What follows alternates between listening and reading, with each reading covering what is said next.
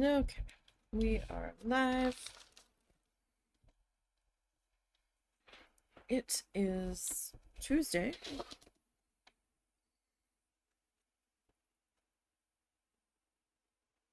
And we are needle felting today.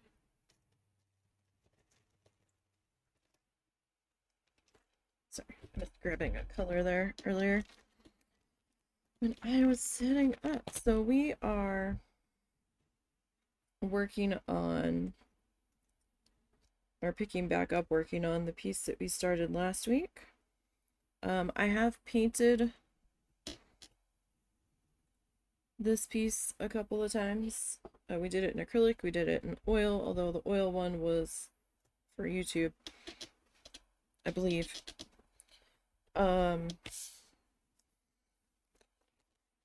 But we've done two versions of this one. And I really wanted to needle felt this guy. I don't know why I really wanted to needle felt this guy, but I did, so we're gonna. 'Cause why not? Why not? Right? So, that's what we're gonna do.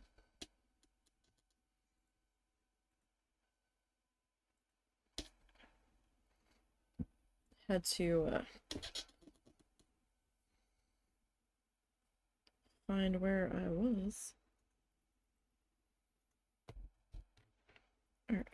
So we're making this guy like the last one, where it's a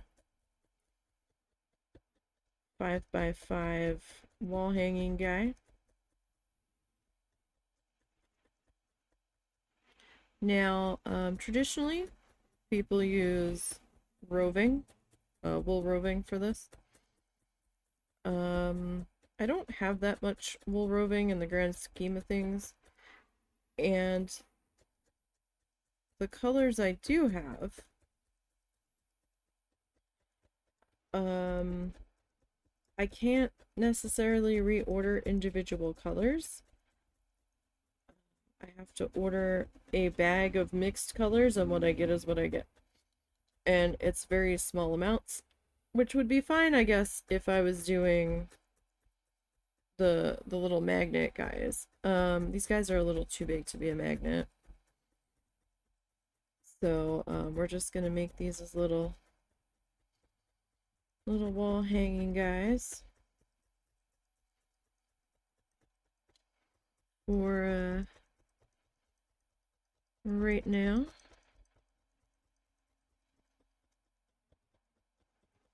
And when we last left off, we were working on this back mountain. So obviously that's where we're gonna pick back up.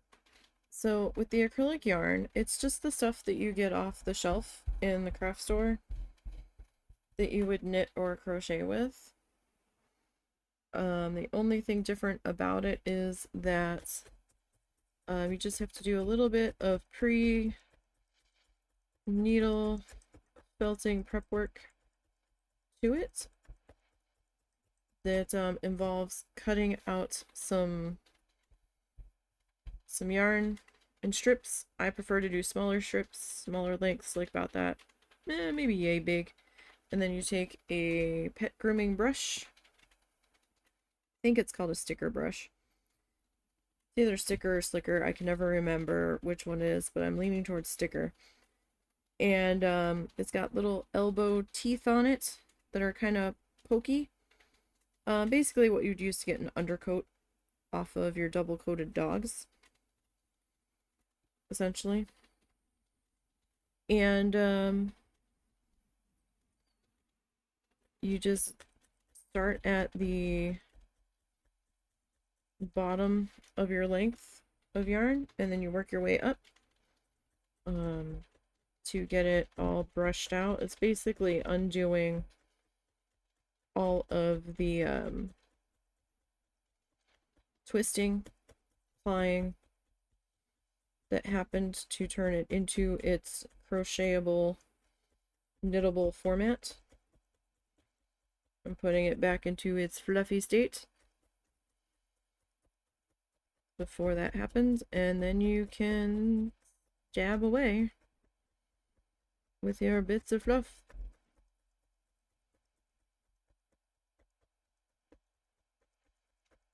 And I find it to be a little bit more cost effective to go with the acrylic yarn. I know it's not traditional, but you know, some people are allergic to wool. I do not believe I am, as far as I can tell, but I know some people are. And so this is an alternative for them.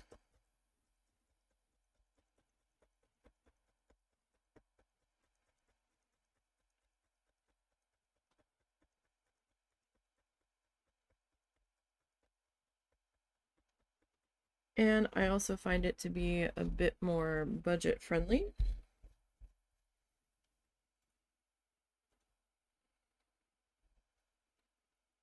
Because I can spend like $3-4 max on a thing of yarn, skein of yarn. And I haven't run out of a single color yet. I do have quite a plethora of colors though. It's one of my weaknesses when I see a yarn color that I don't have and I'm like, oh, I need that. So I keep adding to my arsenal of fluff here.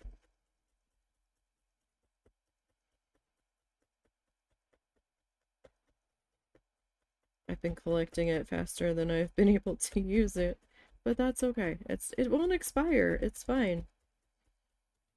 We've got it. Now dye lots might change, so if I'm about to run out of a color, that might be an issue. But you know, so far everything's good.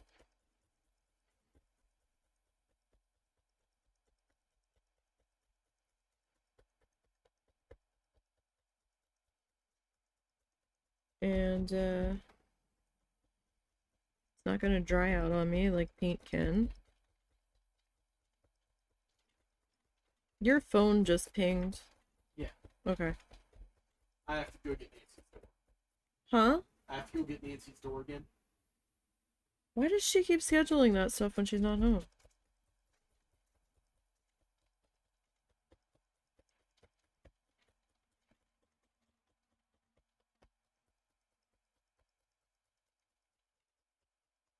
Like, when do you have to get this by? In just a moment.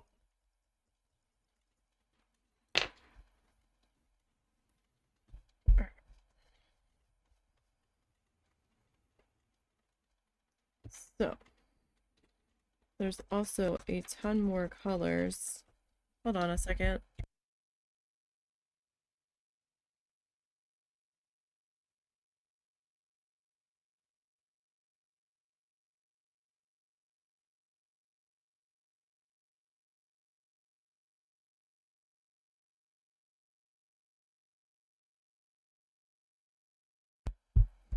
Alright.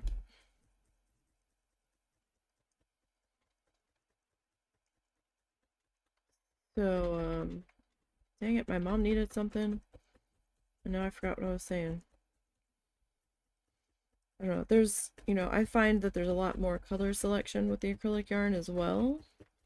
But maybe I just don't have access to that much roving. And yeah, I could buy large boxes of the white, cream, whatever color it is, roving, and dye it myself, but I don't have the patience or the time or the space to do that effectively where the cats aren't going to mess with it while it's drying. I really don't want dyed cats running through the house, so this is just easier for me to deal with. Hats off to those that have the time and patience and space to do all that. I just don't. This is just leaps and bounds easier. But then I have to buy the dye, and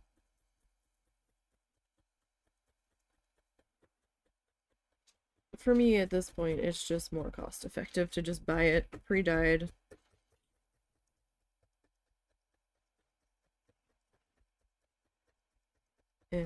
for what the budget will allow. I mean, you could, well, you were able to find some decent acrylic yarn sales before.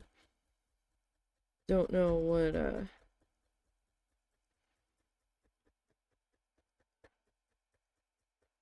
what all will happen as things progress here.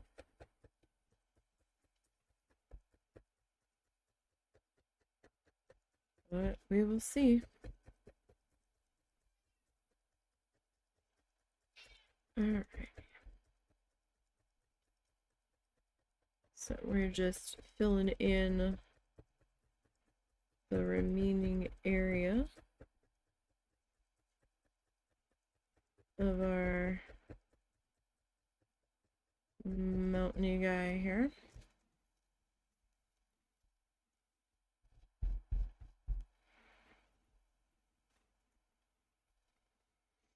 Try to move around different spots of the mat just so I'm not like constantly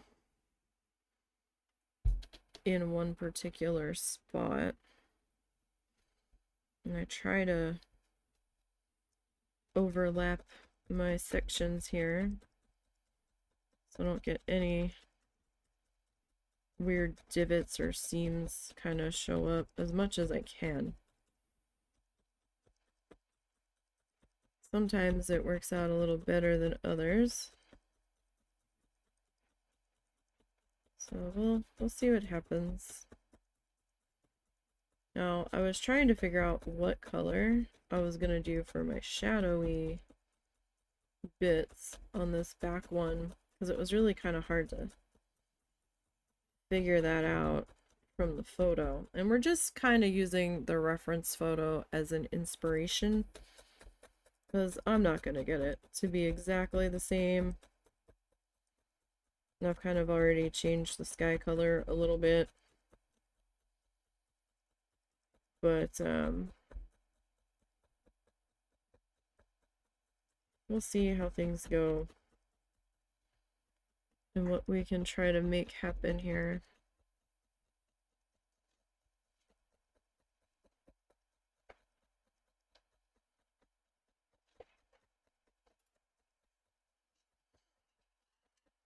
As we go along. So I had to pull a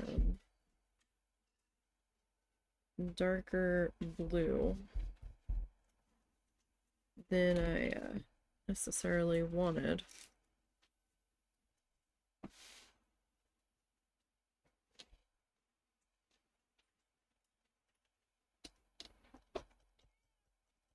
I need to overlap this a little bit.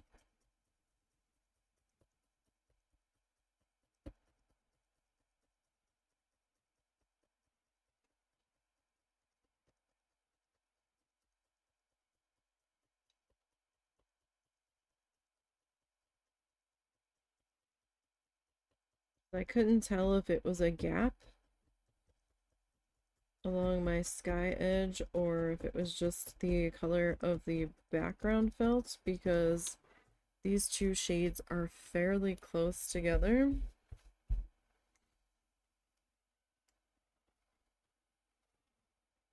So I just wanted to try to get that in here. Now I am working on this sideways. It's a little bit easier for me to see that way at the moment.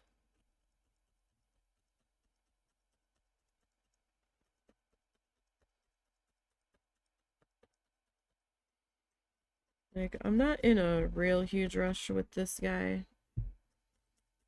so we'll get done when we get done.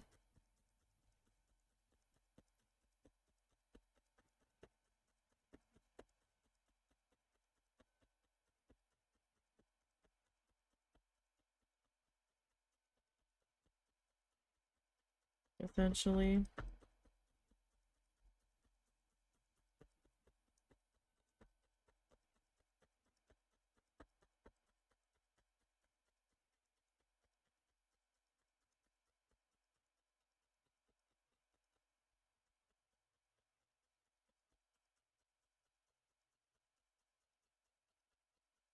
So we'll see how things go. My plans are after we get this one done, which will probably, let's see, today's the 26th. Let me look at my calendar real quick here. Oh, it's officially a stream. It's officially a stream. So,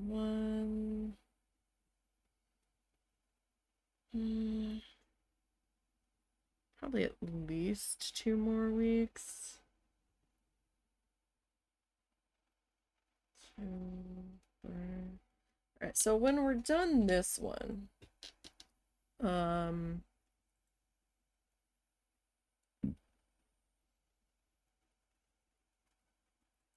I want to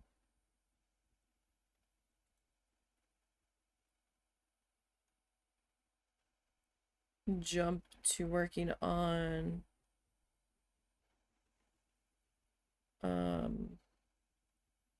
Russell's Christmas gift, or one of Russell's Christmas gifts, which is a needle felted banana slug.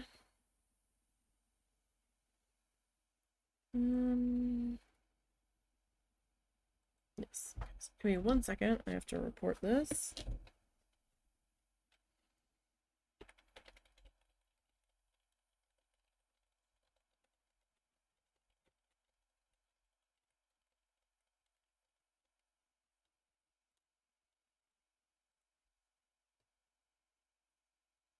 Okay.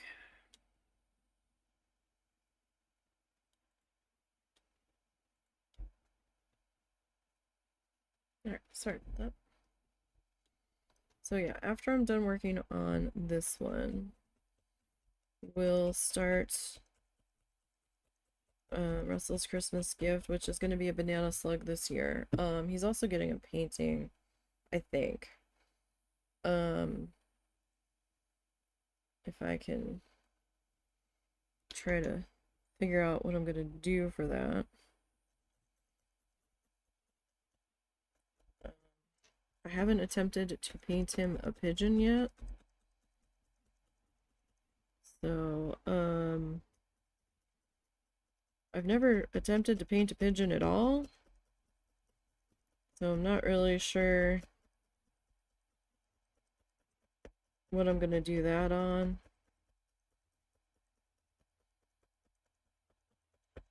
Could be in gouache, it could be in acrylics. Don't really know yet.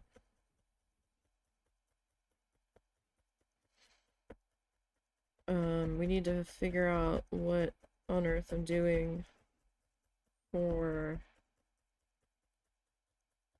my mom, which I don't know.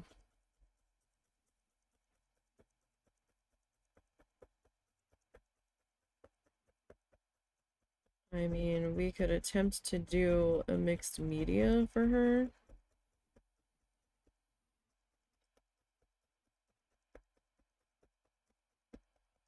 Potentially.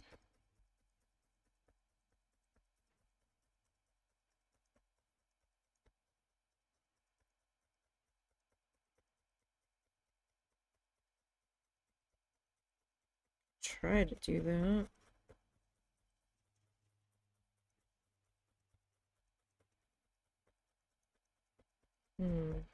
I'll have to look at my cookie cutters and see what size my large rooster cookie cutter is.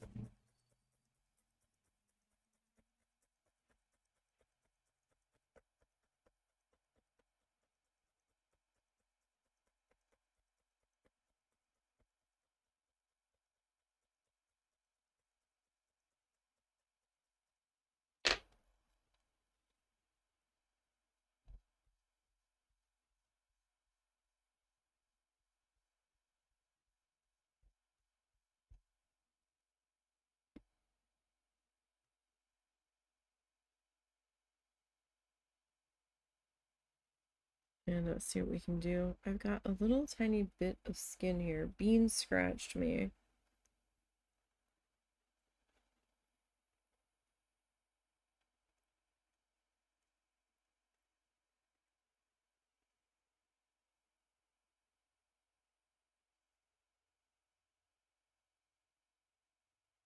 And it keeps tapping my finger, like my pinky. And it is annoying the ever-living crap out of me.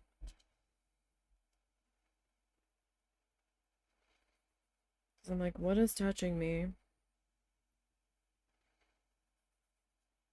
Alright, so I got a little bit more editing done on the tissue paper project last night. I didn't get as far as I wanted to, but I did get something done. So, I've just started working on video 15 of 180. The one video, the power went out. And, I don't know if it's gonna let me do anything to it. Because it didn't, like, save properly. So I might have to do, like, a transition of that footage just being missing.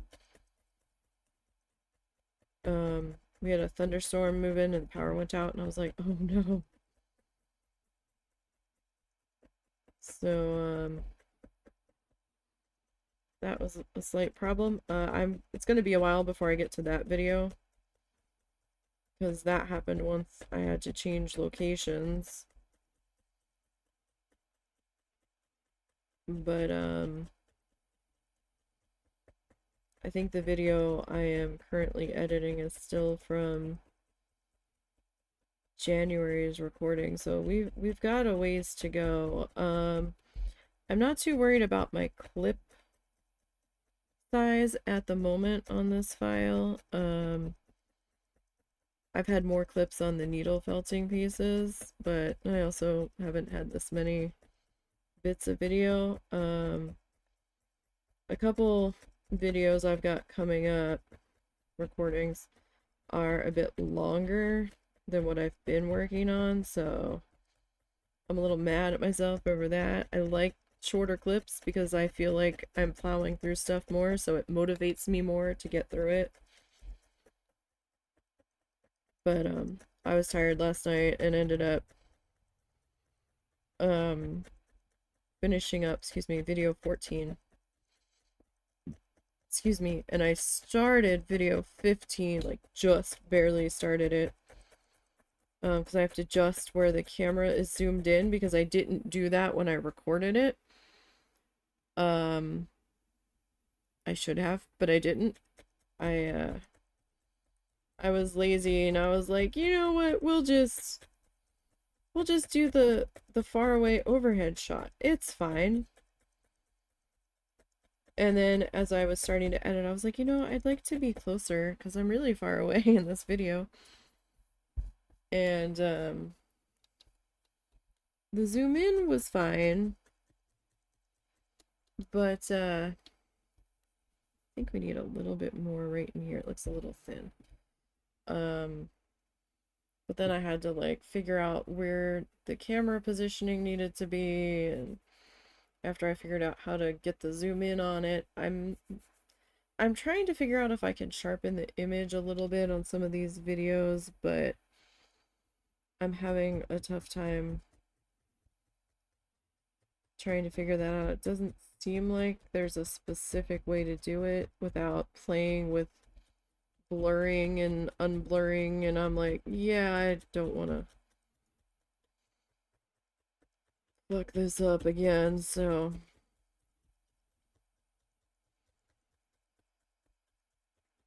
because I forgot the camera I'm using undoes all of my settings every time I shut the computer down. Every time. So it would keep turning off autofocus. Like I would turn autofocus off and set the focus, and then I would forget that I needed to do it again the next day a lot of the time. So it would be a little blurry. There's one section where it's super blurry in a later video, and I'm like, how am I gonna get around this? Oh, I don't know what I'm gonna do about that. That shot might just have to be zoomed out, and then like depending on which way I've got the canvas flipped, the lighting looks different, which is mildly aggravating because some sections seem really bright and orange and other sections are like really grayed down. So I'm like, why? Why are you like this? Why are you doing this to me? Why? Alright. There's that one. Now, I know it's not quite like the photo. It's fine. We're just gonna roll with it. This is way too much fluff, I think. Way too much. Alright, so I kind of need to figure out where I want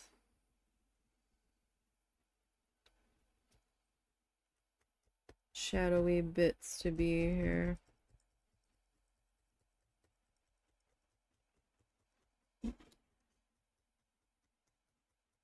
So we're gonna kind of start working on that. I'm not gonna make it like real solidy bits. I want it to be a little bit wispy. A little bit see-through. You know what? Let's go ahead and we're gonna flip that. We're gonna work over here for a little bit. It's like I'm not gonna like overly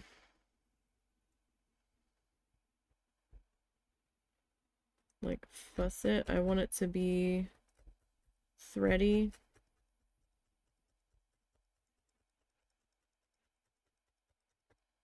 Now, since we're using thinner bits here, it's going to take a little bit extra time to stab in these bits just because, you know, we're trying to find them since it's not like a solid chunk here. It's a lot thinner. It's a bit stringier. So it's going to take me a minute to locate these little bits here.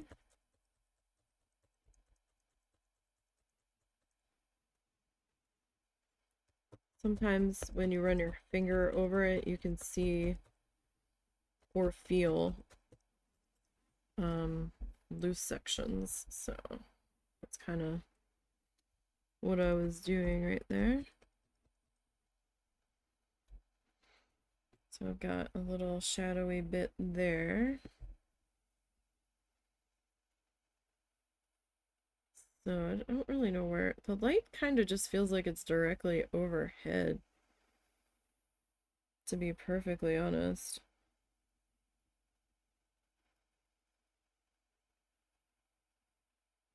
Like the crevices on this, they're just like there. It's not like a standard Bob Mountain where it's a little bit less of a challenge to pick out where we want our shadowy bits to be.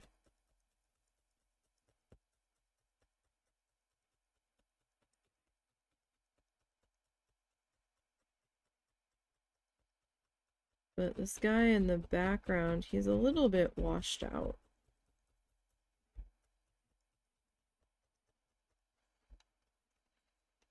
So I didn't want to go too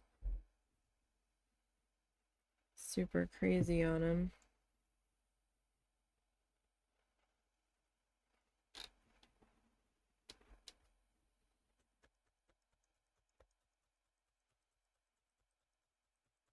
There are some sections where we need to darken up our shadowy bits here.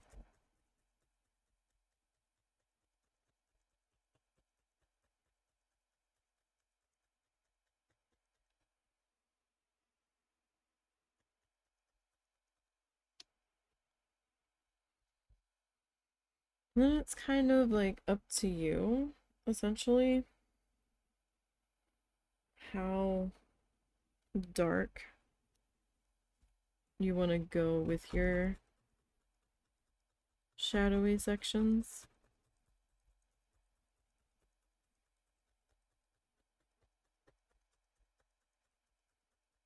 Like, I'm not sure how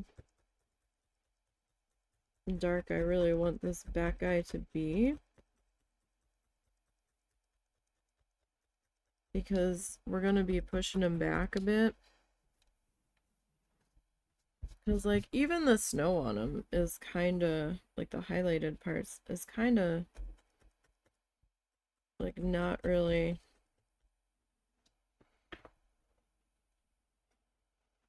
like, super, super visible. I mean, it's there a little bit, but it's kind of like, I don't know, it's almost an overexposed look to it. I think it was more of like an overcast day.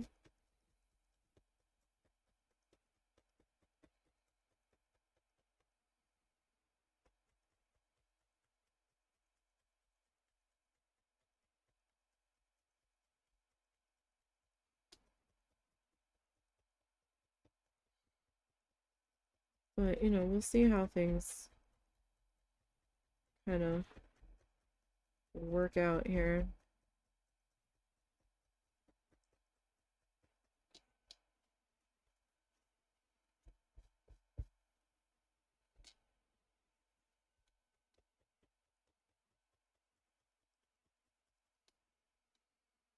That one feels a little bit darker.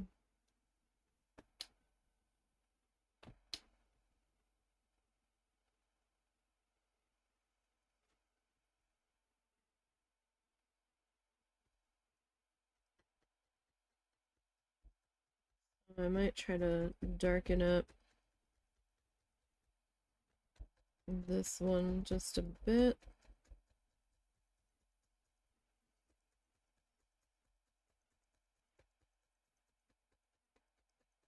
I don't want it to be too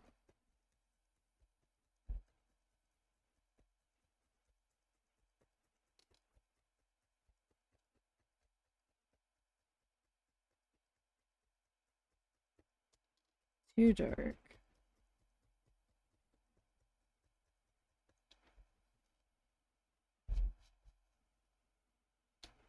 So, I mean, we can kind of see that a little bit. Kind of.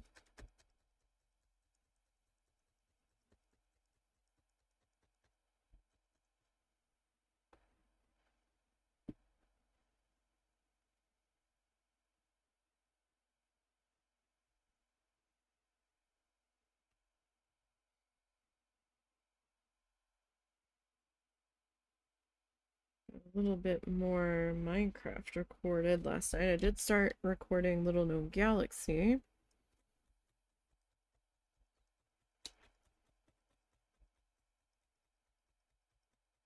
And that's kind of fun. I didn't know that you got to leave the ship.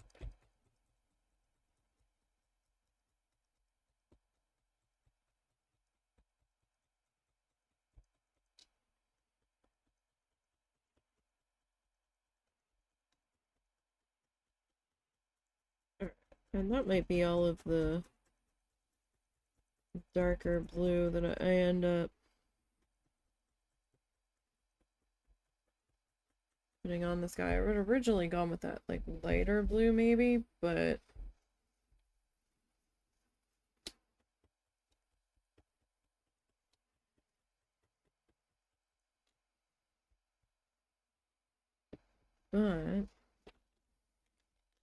that lighter blue I used for this guy, and I was like, oh, that's gonna be weird if I put that in the mountain, because then it's gonna look like there's huge chunks of the mountain missing.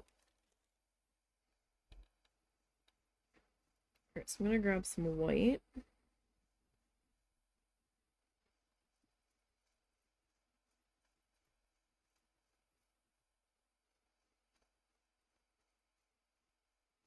Start laying in some highlighted areas. So these are finger protectors to try to minimize any injury I may attempt to inflict upon myself by accident. These needles have little notches in them, barbs on them, so that it can grab the fiber. That's how it works. It grabs the upper layers of fiber and shoves it down into the bottom layers of fiber, and then when you pull it up, it leaves them there, essentially. Kind of like making them one layer. So you really don't want that going through your finger. And these guys are deceiving. They are very sharp. I'd say they're a bit sharper than your average sewing needle. So you really need to be careful. Because if you're not paying attention and you're just slamming that needle home, disaster could be on the horizon. So do use care when using these. It is possible, I've done it multiple times, to stab through these. Like, it's not your end-all be-all armor. You can very much stab through them, but the injury's not as bad as it could have been had you not had them on. I don't really recommend this activity for younger kids.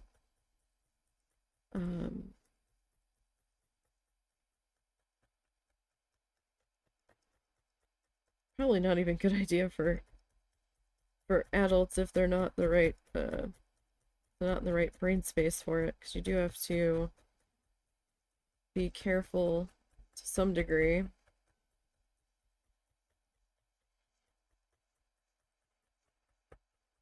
So you know, maybe not the same degree of care as you would a wood burner. It's probably a little bit safer than a wood burner. The risk of injury is still there, maybe not as high as that, but it's still there, so you still have to be careful.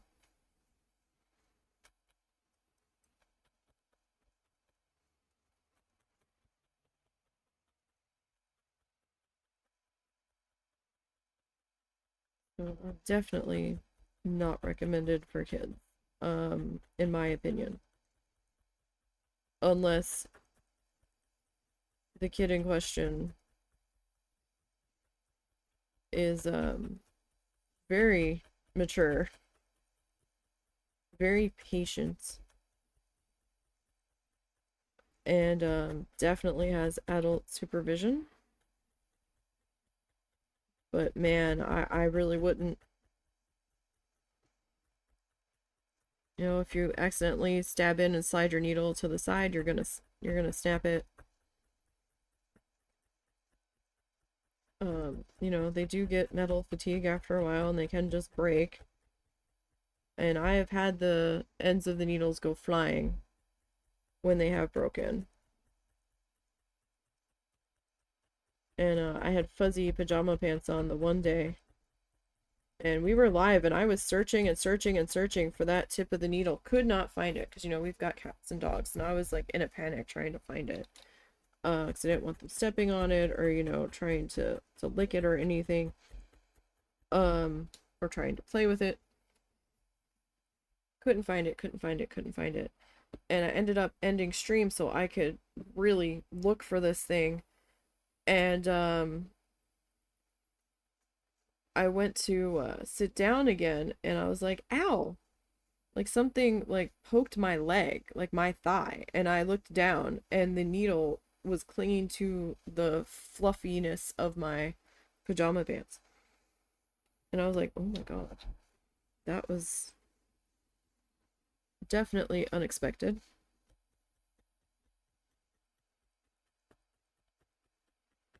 I've had them fly a couple feet away on the floor. I had one like fly past my eye because I was all down up in there. I do wear glasses, but they're small glasses. They're not safety glasses. So I don't know if wearing safety glasses is a bit overkill, but if you're the type of person that likes to be all down up in there with your face, like right up against your project, then essentially you might want to think about it if you have a comfy pair. Just having a bun. I mean, it's not like the needles are snapping every day, but just so you're aware, it can happen. I've had it happen.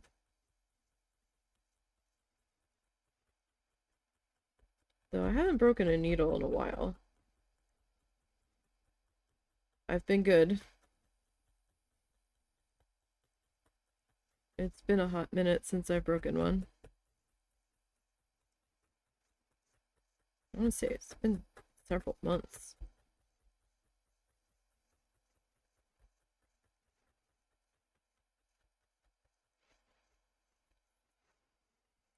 That's still a little loose, it looks like. Alright. So we're just working on getting our highlighted snowy bits worked into here.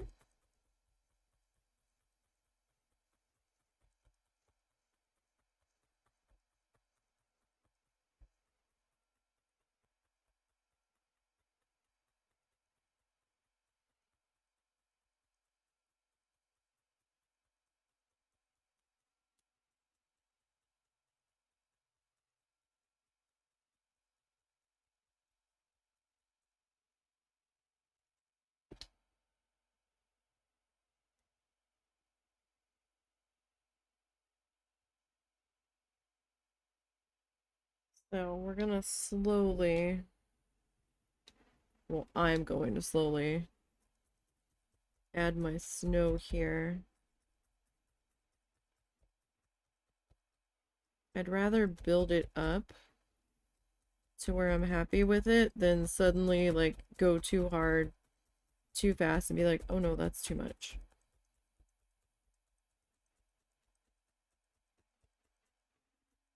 Because, you know, it is just kind of like highlighty bits where the snow's hanging out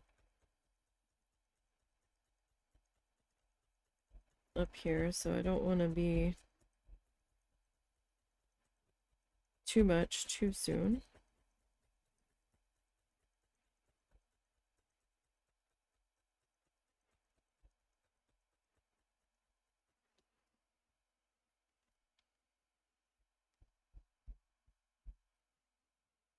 Alright, that's starting to look like something there. Oh, keyboard tray. Nobody asked you. Where's the... There it is.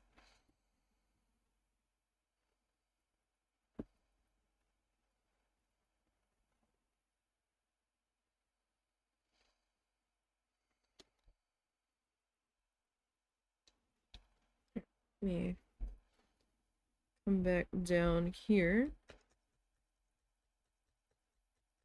I'm trying not to be in the middle of the pad all of the time. I keep drifting back to that area, but I'm trying to dab a bit in other areas just to kind of get some more even wear on this guy.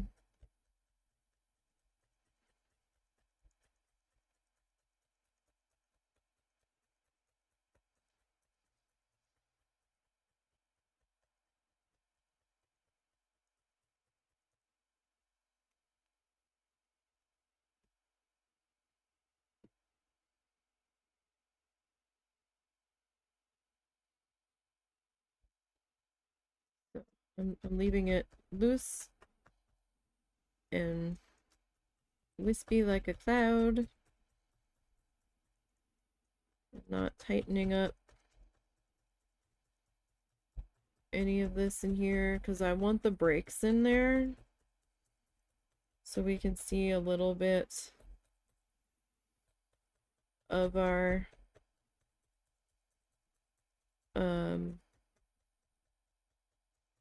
of the our background mountain, you know, the underneath. Like I don't want this to become like a white, solid white mountain. I want some of that.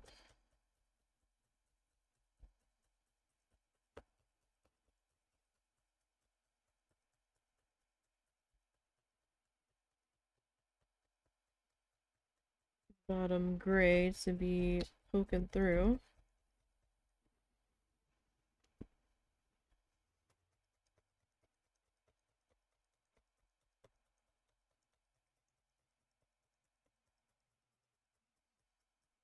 Remember, because we're working with some more airy pieces, it's going to take a little bit more time to make sure that I've got all the little stringy bits tapped in there.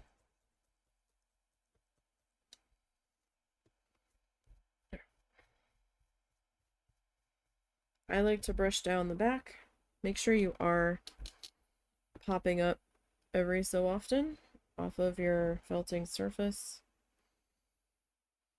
especially if you're using the fabric mats, whether that be wool or felt itself, because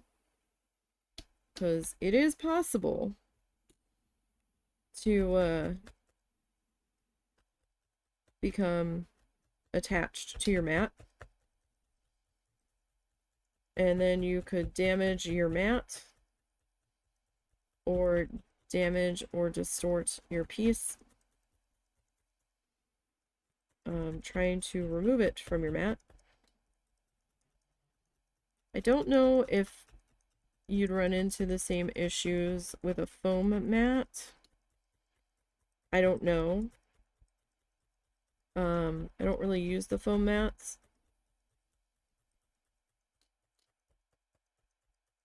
I prefer the sound of the fabric mats. This is a wool mat from Wool Buddy.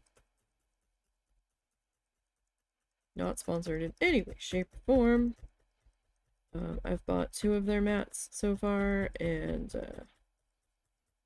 been fairly happy with it. The one before this one, my first one, lasted me about a year, but I was also like just felting in the very middle, and I hadn't done a whole lot to try to. Oh, that one went real bright on me. I might need to add some more to the rest of that to darken up the other spots.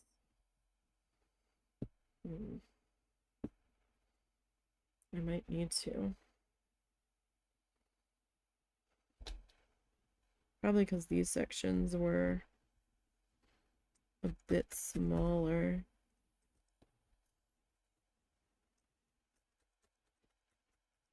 So the white got a little more concentrated.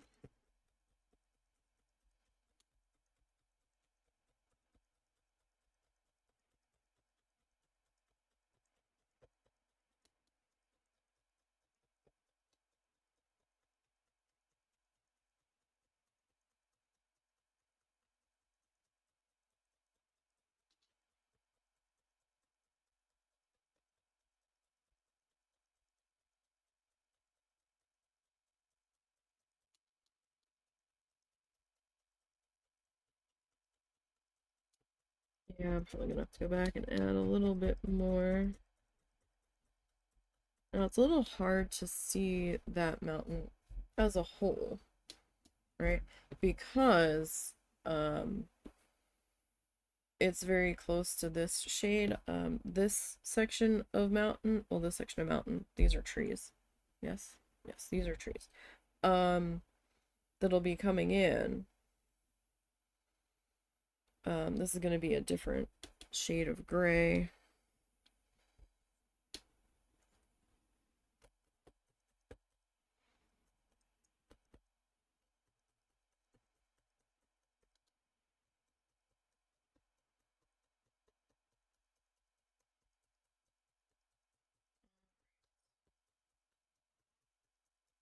I forget what I was talking about.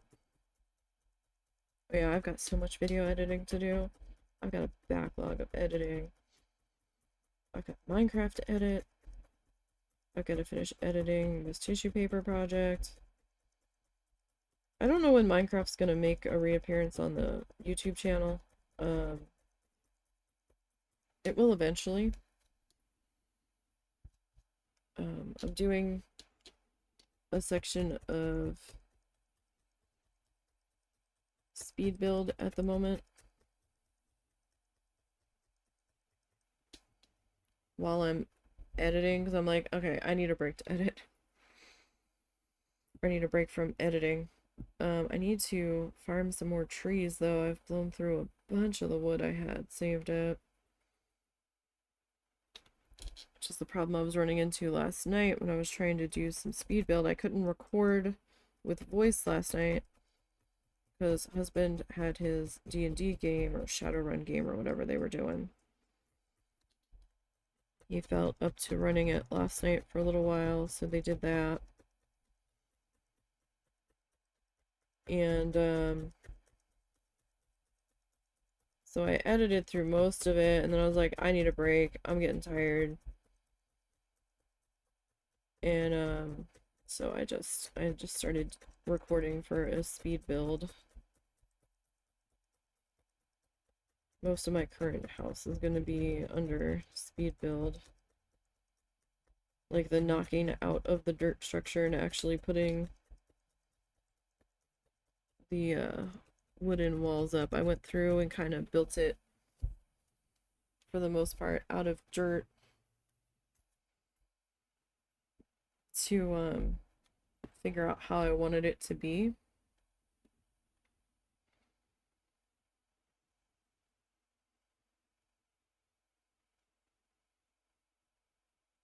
Essentially.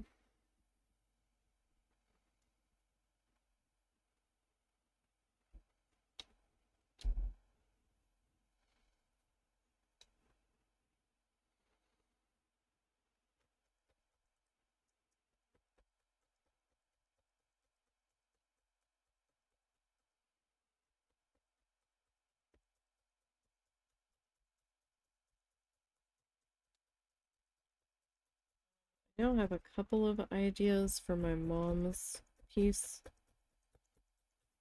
for Christmas. I'm either gonna paint it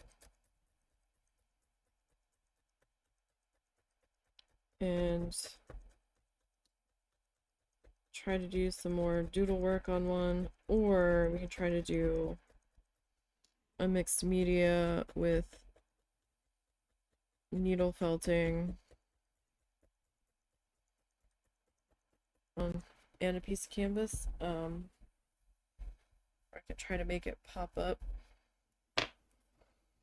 off of the thing, but I won't know for a little while yet. I've got to look at my options.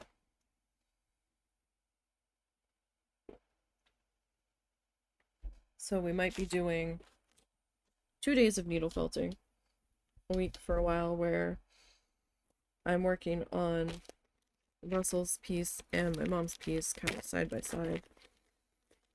Like hers one day, his one day kind of thing. So this is medium gray. Yes. So this is a bit darker than our base color.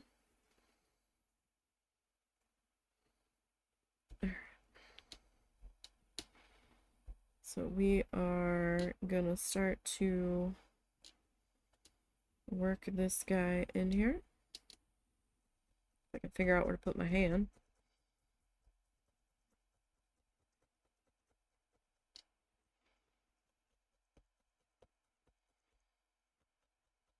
I don't know what day they're going to start putting the tents up, because we're supposed to have thunderstorms on Thursday. I'm hoping they start putting the tents up for the fair, the craft fair, tomorrow. Today would be a good day to start getting them in. We didn't see any sign of anybody doing anything there today, and it's like a 98% chance of thunderstorms at the moment for Thursday. Hopefully they're not like, oh, it's fine, and then be like, oh no, we're gonna be working through the night. They can't exactly be trying to raise tents in a lightning storm. Or at least they shouldn't be.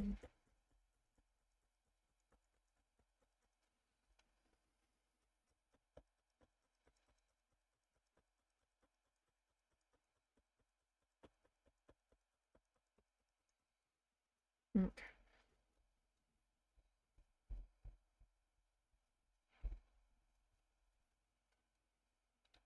Alright, so we're gonna start to get this mountain on this side worked in here.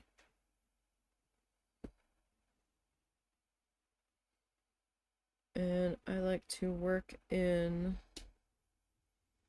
smaller bits of fluff. Just find it a little bit easier, and then I can take resting arm breaks every few minutes while I grab some more fluff.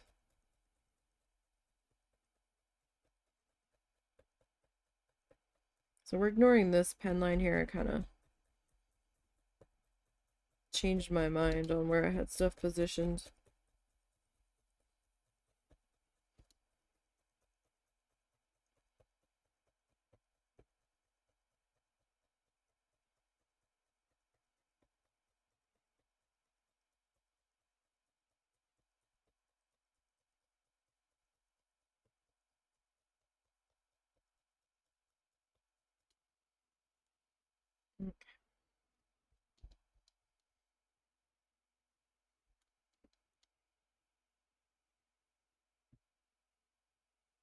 I mean, we can start to see the other one taking shape.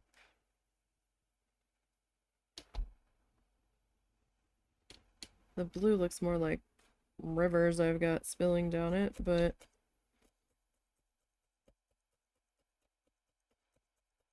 yeah, what can you do?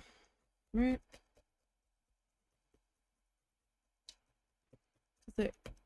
I can't tell if those are waterfalls or just sections where snow accumulated. On the other one, I think it's snow.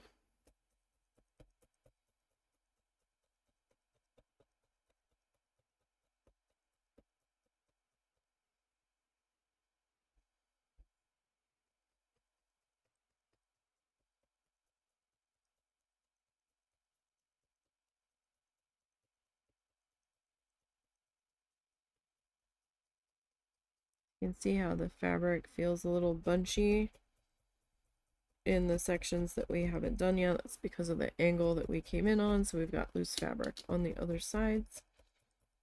So don't panic too much if that happens. As we get the rest of it worked in here, it'll grab those other fibers and it'll start to tighten up these sections in here as we work our way through.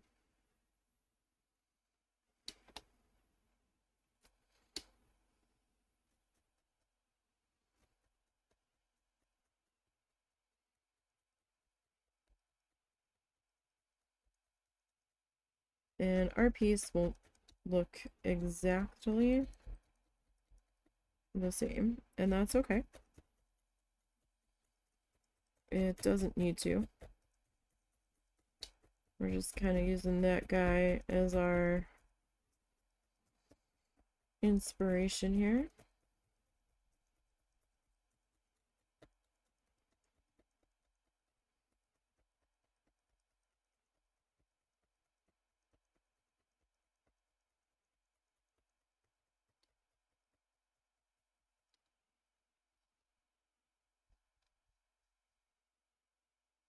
Alright, go ahead and turn that.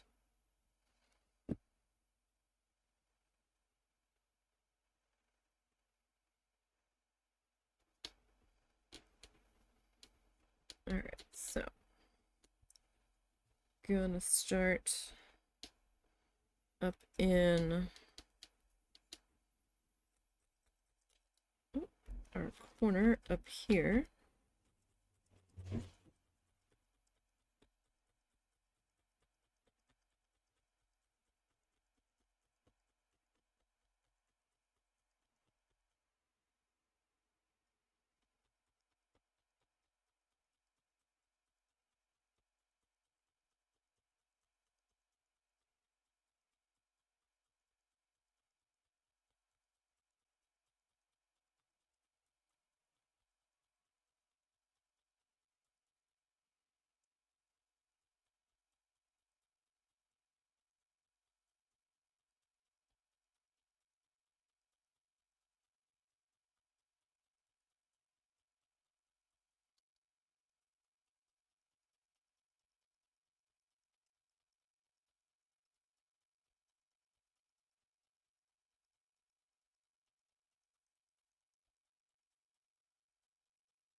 Okay.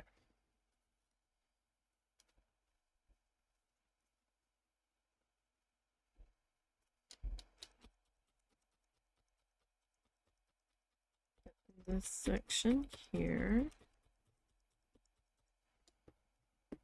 So, I mean, the other one's becoming a bit more visible now that we've got this darker one starting to come in here.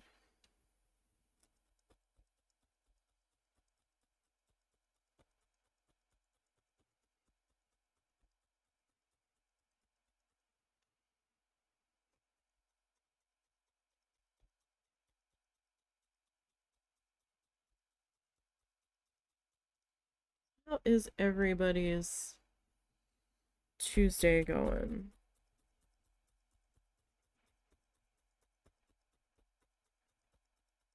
Getting by, getting through.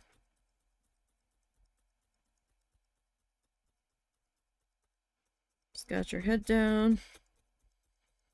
Being like, I'm just trying to get through this day. I get it. I feel you. Trust me.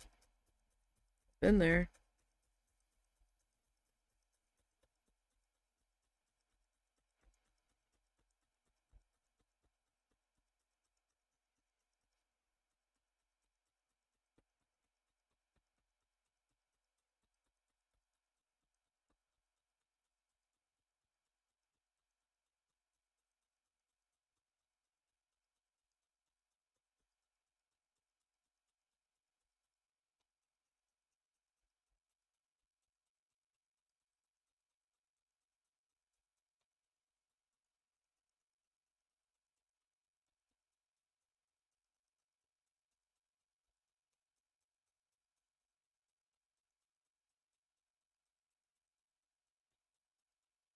Okay.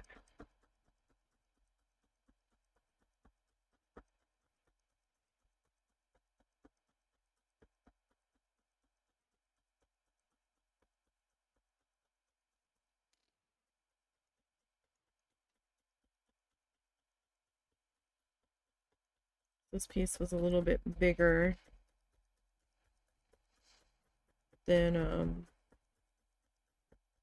what we normally go with.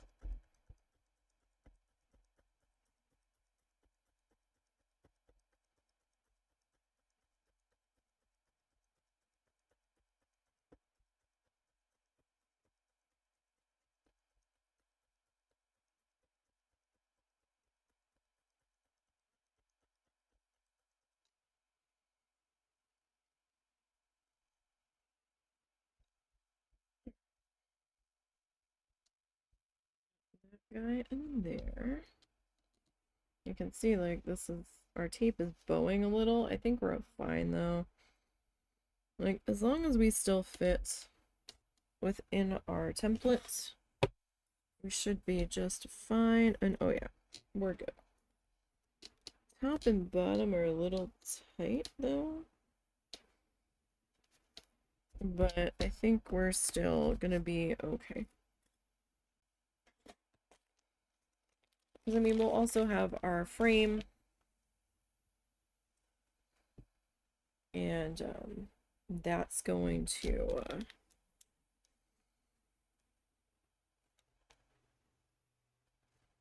take up some space around the edges. So if it's not completely perfect,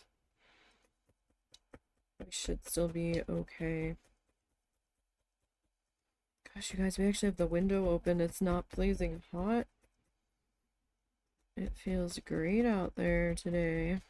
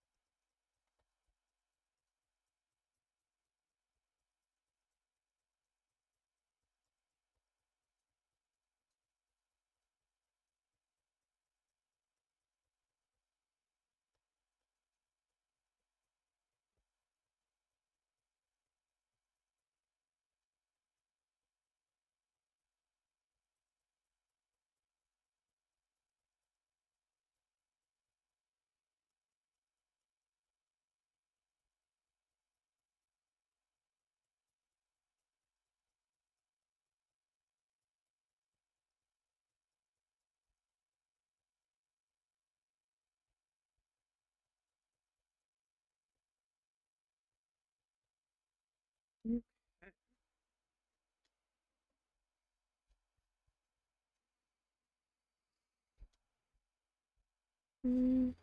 Can't tell if that's like a thin spot, if it was just like a clumpy bit, like a thicker bit in our fluff. So I do think I had a spot that had a thicker bit in there.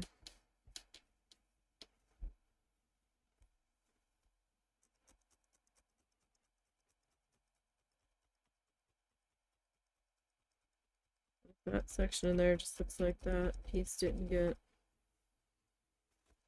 fully attached. Nope, that is a thin spot. Sometimes the thin spots are easier to see than others.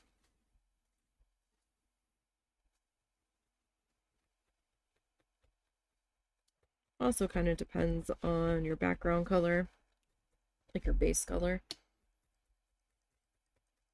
Your working canvas, if you will. Whatever you are felting to.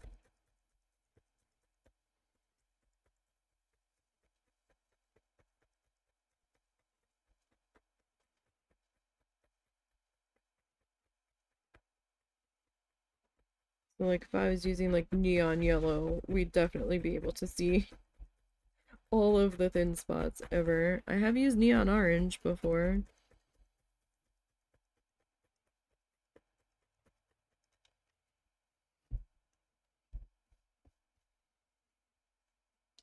And it doesn't really matter what color our base felt is on this one. Because we're putting it in a frame, so you're not gonna see the outer edge work. Because you'll be able to see this once we trim everything down. Sandwiched between the fluff that comes through the back.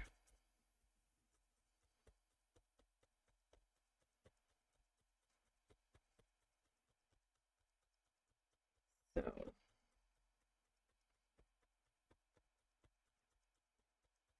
do keep that in mind if you're not planning on framing it for how you want to handle it. You could always put a backing piece and maybe like embroider the edge around it.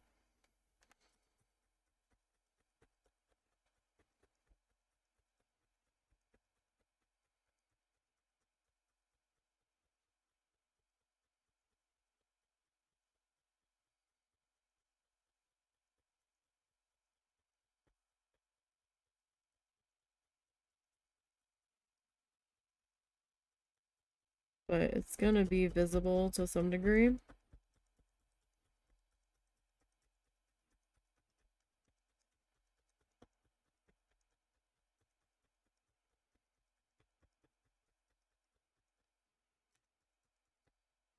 That could be an issue for what I was thinking about doing for my mom.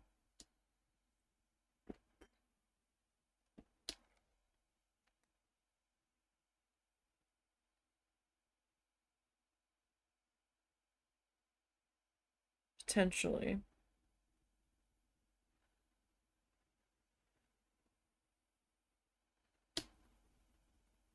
Potentially.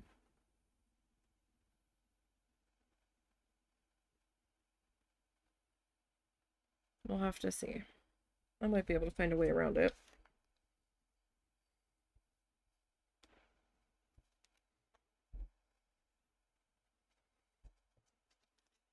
Where'd you guys go? You were gone a lot longer than just the gas station. She wanted Walden too. No, I didn't hear her say that.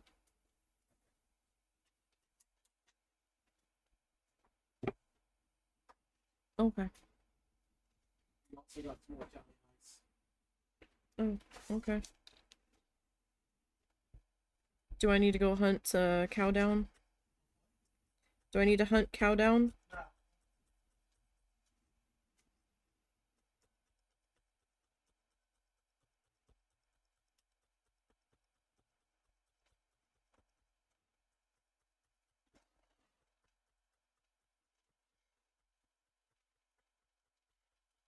Okay.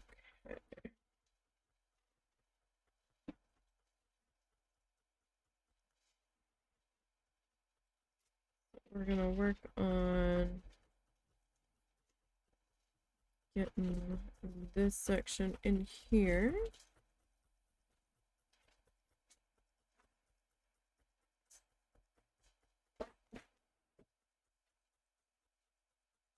Is she even inside?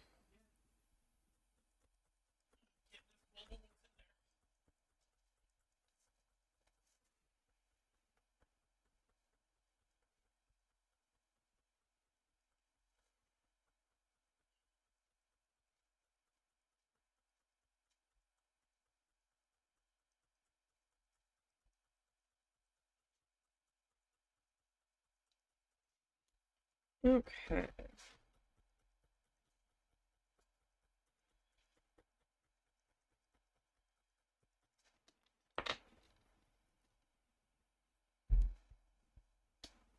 Tell ya, the cooler air is nice, but dang, my joints hurt. Oh. We are very, very achy.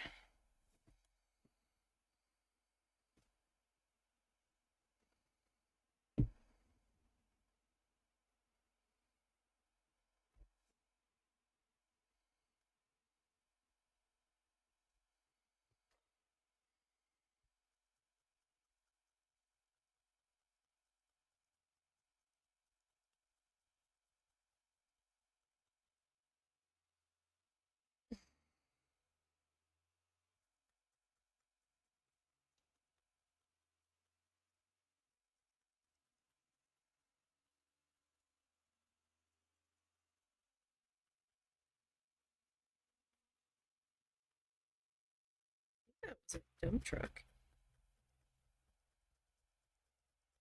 going by our house. If the microphone picked it up, I'll be surprised if it didn't. That was fairly loud.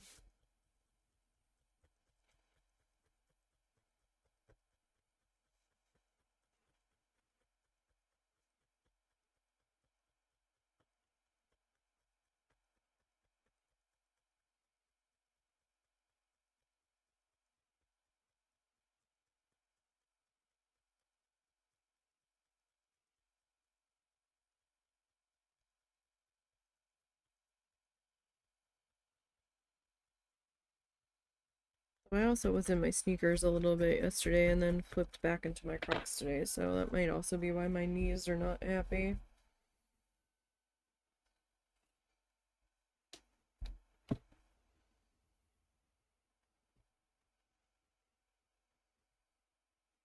Come on, Fluff, cooperate here.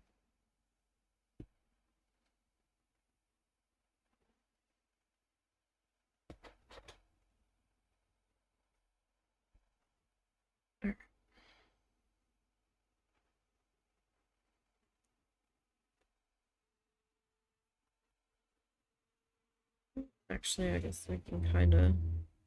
Man, there's a lot of heavy sounding vehicles going by.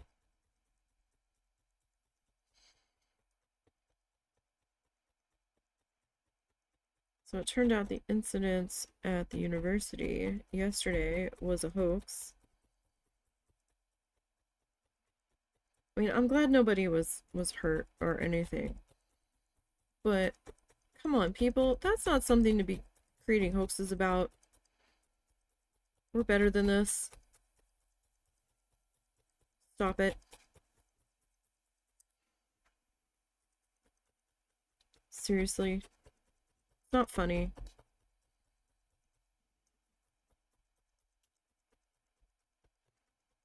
You wouldn't think it was funny if you had a friend or a loved one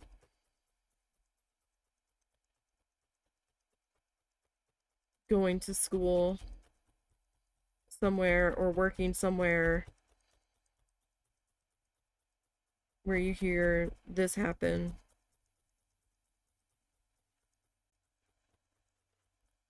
It's bad enough there's been too many real things happening at schools and workplaces, and workplaces is just and random, just out people doing their everyday shit. Just stop it. You're not funny, you're not cute.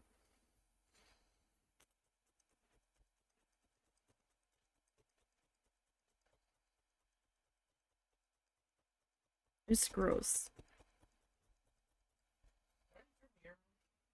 Huh? Do I need to turn the air on? Why? I can't tell if you're warm. I've been doing stuff, so I'm a little warm, but... I'm okay sitting in my fan. Unless you really want it back on.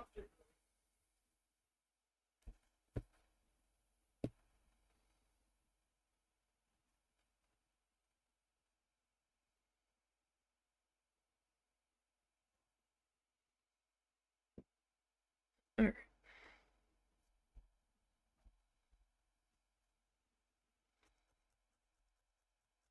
Put the protected finger in the line of fire here. Like, I don't necessarily need them as much when I'm doing these, although sometimes I do miss, and I will hit the edge of this, when I'm doing these. I definitely need them when I am, What's the matter?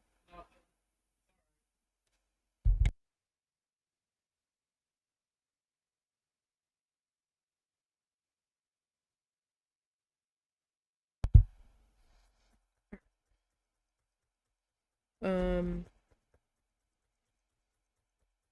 shit, I forgot what I was saying.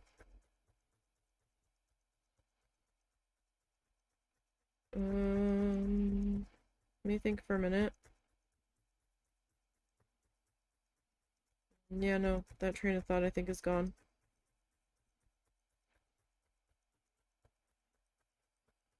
Yeah, I don't know now. I might circle back to it eventually.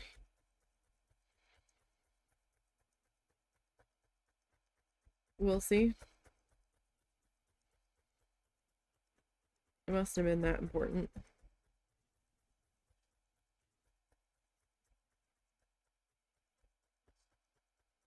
Alright.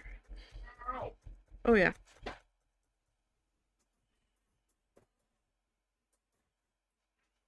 You alright? Yeah, he dug his closet. Um,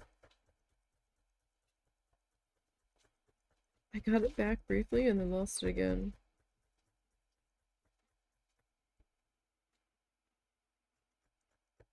Something about...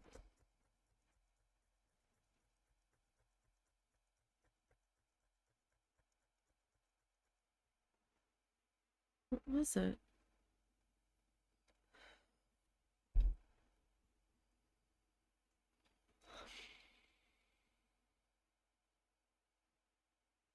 Oh, that's aggravating.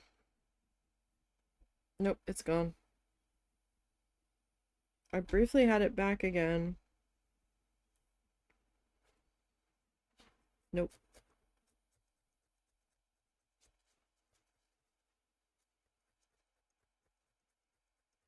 I don't know, man. No, it's gone. Dang it. Hate it when I do that. I'm easily distracted today, so sorry.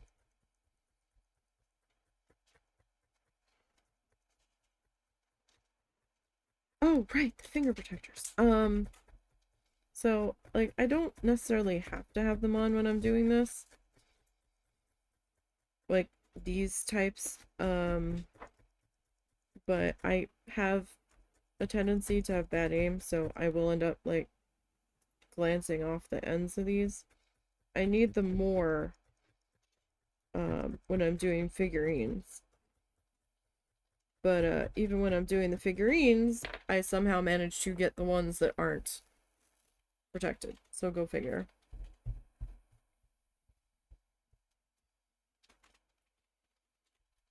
Alright, we're coming together a bit here. Yeah, I have no idea how long it's going to take us to do this guy.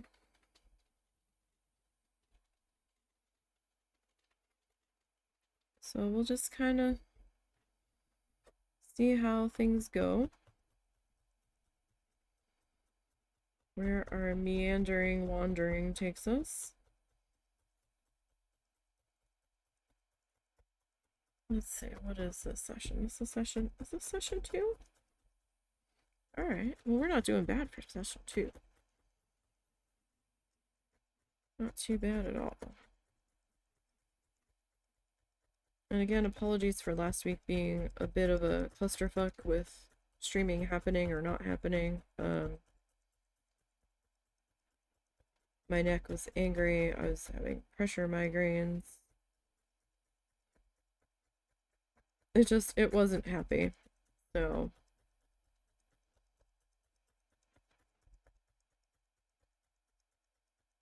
it was just easier to not. And I'm pretty sure like last Tuesday you could see on my face on the camera that I was not feeling great, and that was why, because I was fighting one of those. I could feel it building. It was brooding in the background. I'm like, it's not incapacitating yet, so maybe we'll try. Between that and the heat, man. Nowhere near as hot today. Thank goodness.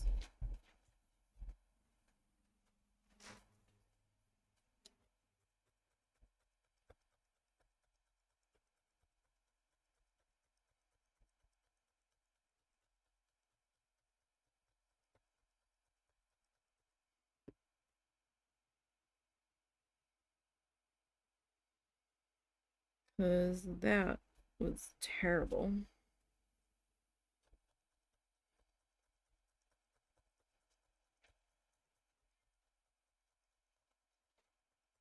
Mr. Bean!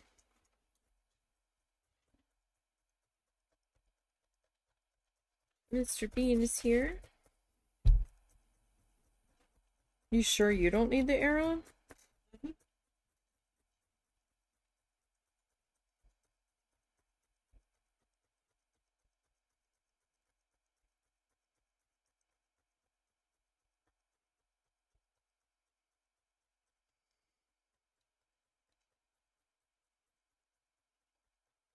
Alrighty. So we're just basically filling in this shape. with our chosen color.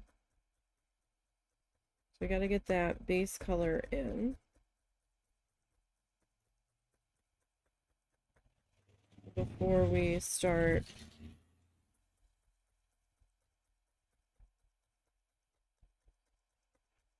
putting in the shading, right? So we have to have something to shade. Essentially.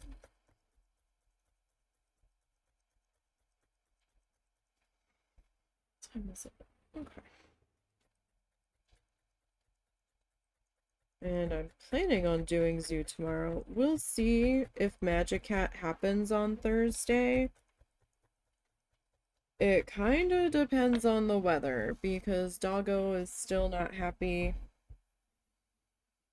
It depends on how, loud of rumbliness it ends up being.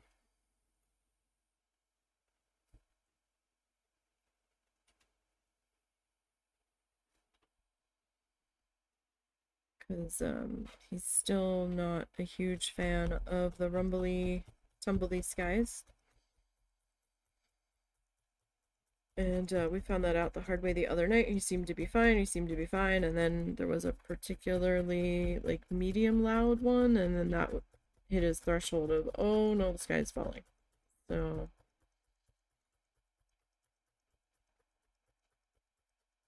and then he quickly became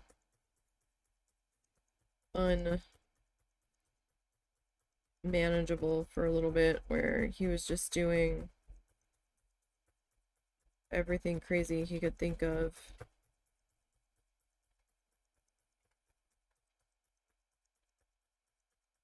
to try to get away from the sound.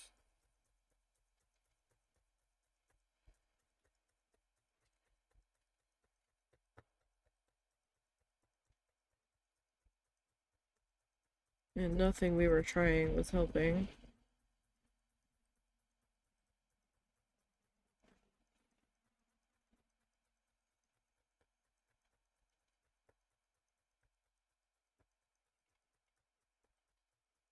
But we'll have to see.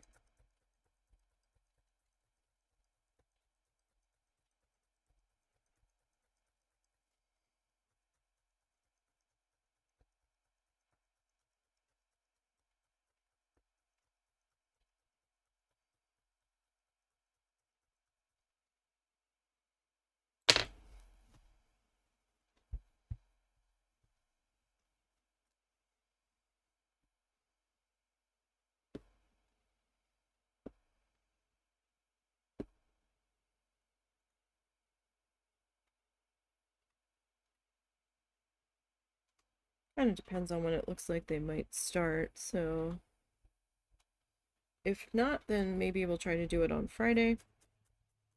That's a possibility. We won't be doing anything on Saturday, because the parade's at 9 o'clock. I don't necessarily want to see the parade. It goes right past our house, but there's gonna be, like, fire trucks and ambulances and stuff going by with loud sirens. Then the band is gonna go by for the high school,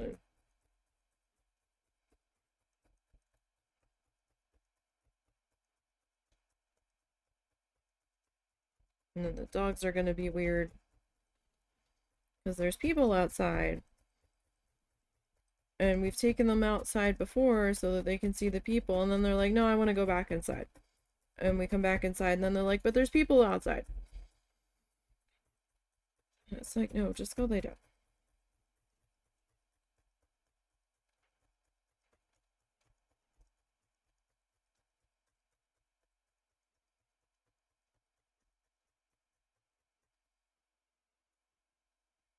And then if we're outside without them, Suzu starts howling,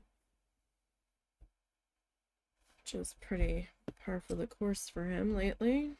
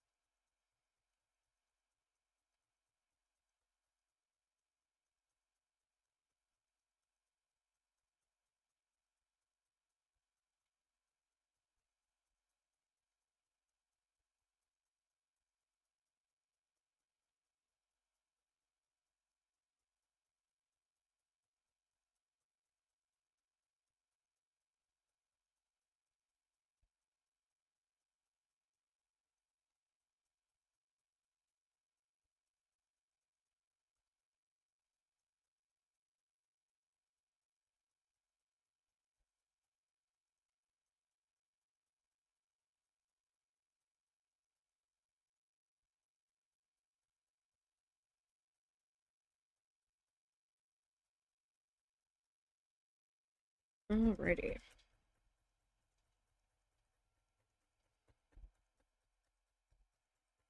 We're not doing too bad. I mean, that section needs a bit more fluff and stuff.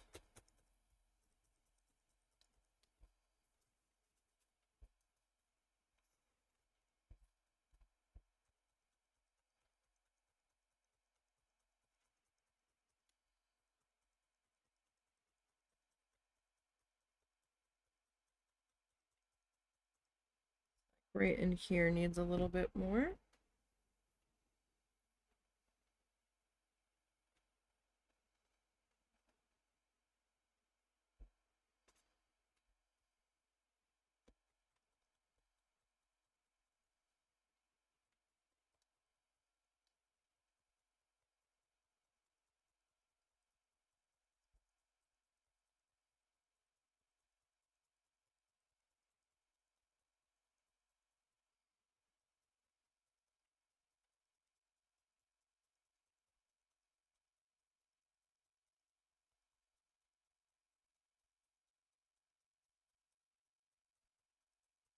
Okay.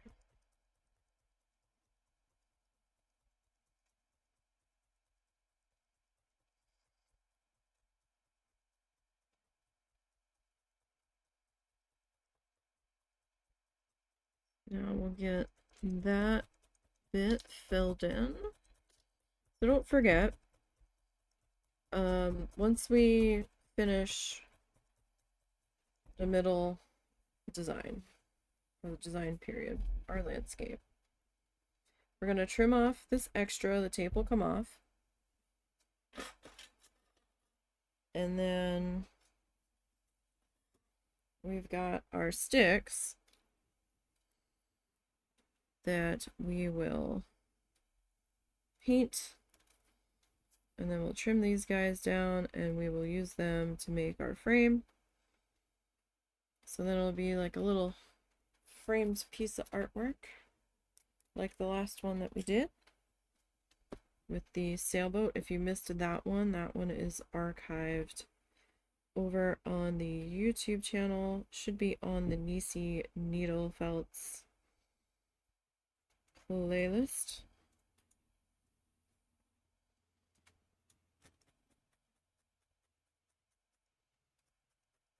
Going to be the most recent project, so it'll probably be towards the end of the playlist.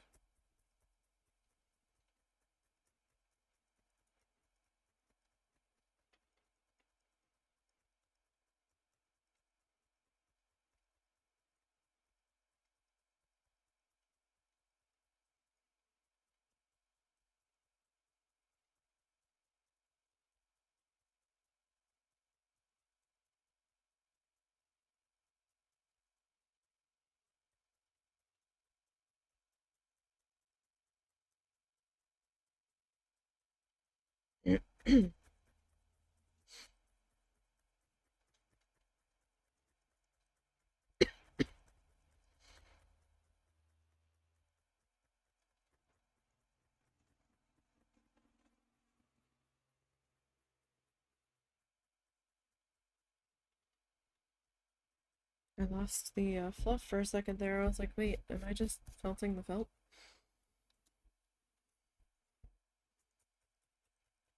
That got silly for a second.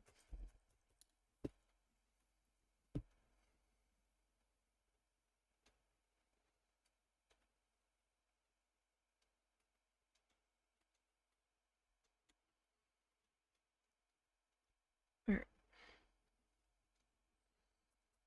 So I'm just kind of have my thumb there, just kind of holding this in place. Because if I don't have, and I'm not like squishing down on it, it's just resting on it. If I don't do that, then when I go to stab in, it's gonna start grabbing all of the fluff and just pull in heaps more where it doesn't necessarily have to be.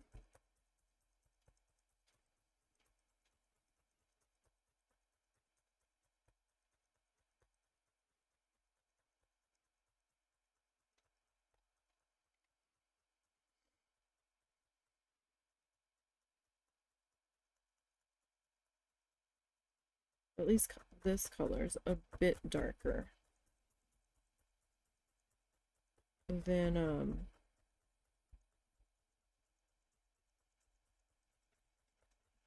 our background here.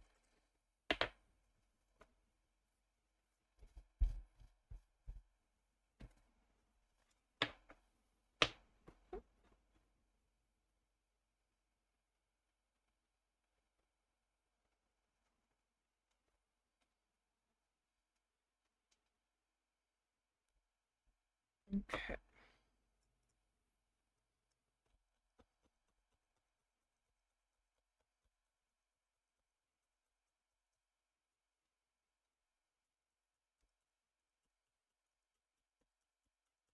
And we're just gonna keep popping our fluff in, overlapping edges, and filling in where we can still see our background color in this shape that we are filling in.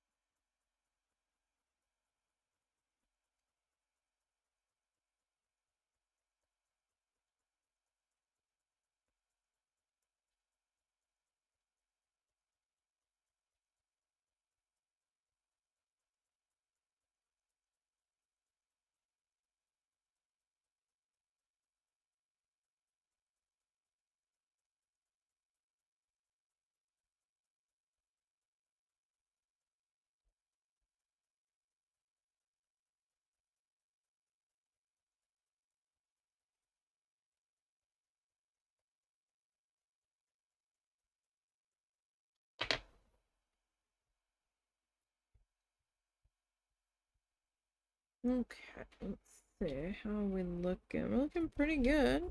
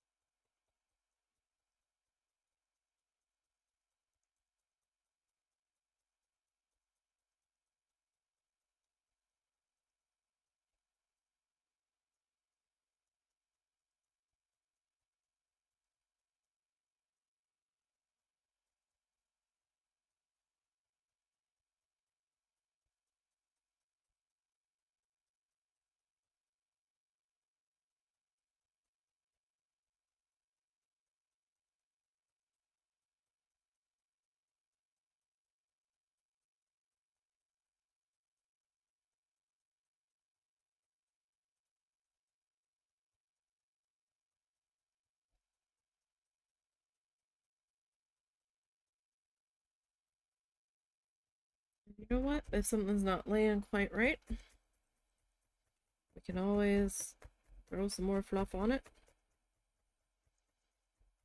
Not a big deal.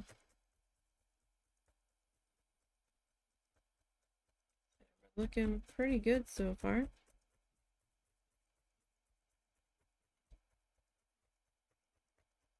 Pretty good, pretty good.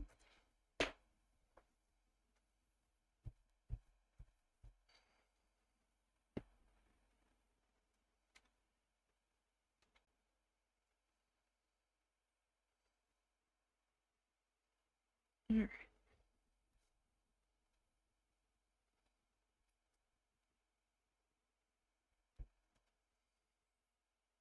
So make sure I overlap that a bit.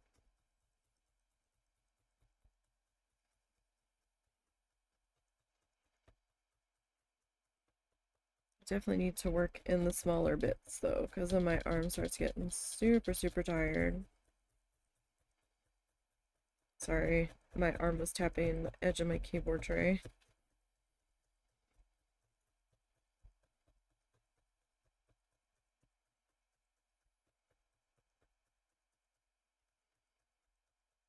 Keyboard tray is like, I can't help it.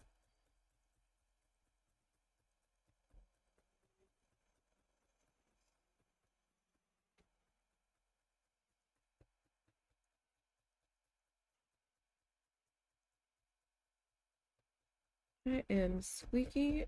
Deal with it. Still not as bad as the other one that would just like be nails on a chalkboard every so often when I would go to pull it out.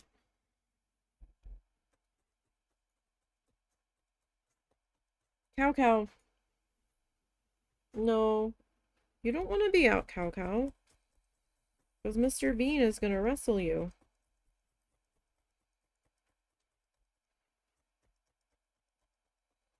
And you didn't like that earlier.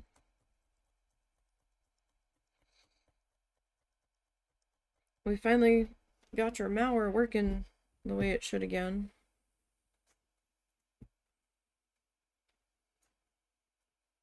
He's Polly outside of Kitty Condo.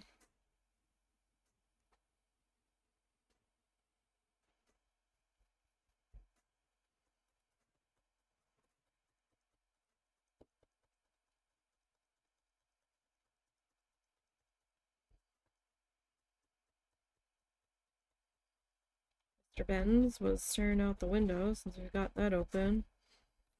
We put food in the bird feeder today. We'll see if anything realizes that there's food back in there.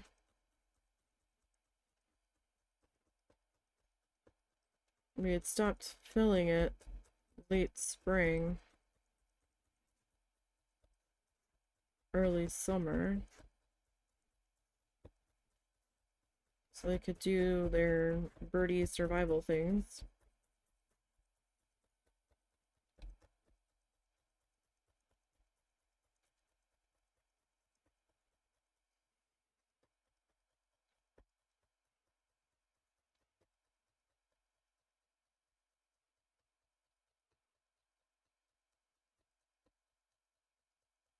We have a few suet cakes in our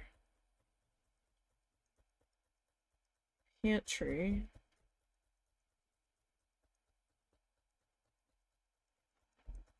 That we should probably start putting out again.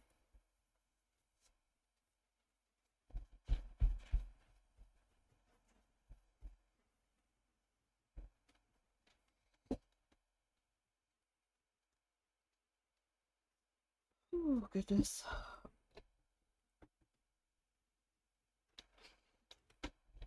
Alright. A little bit more fluff here. Pulled out of the bag. Actually, how about we do this guy?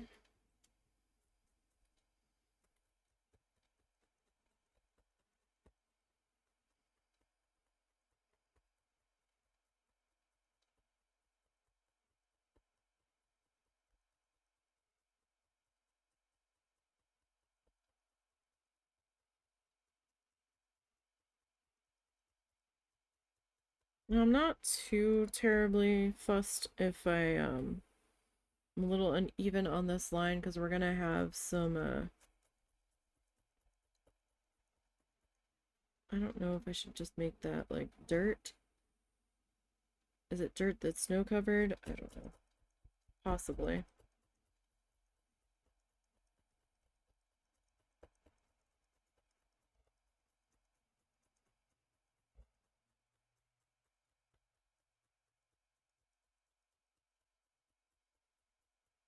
Okay.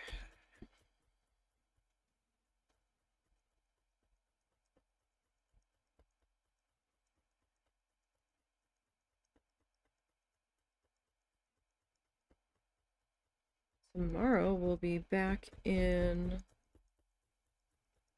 Planet Zoo, migraine permitting, of course.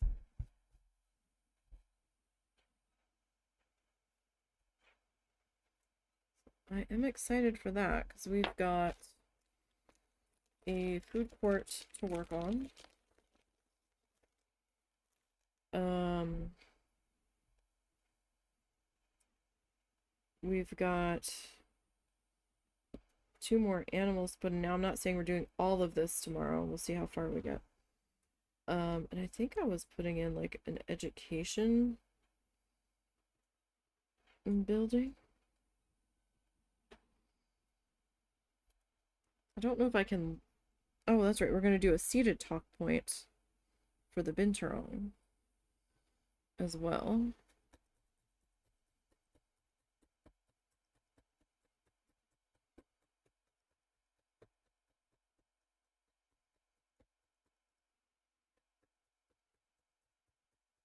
If I have room.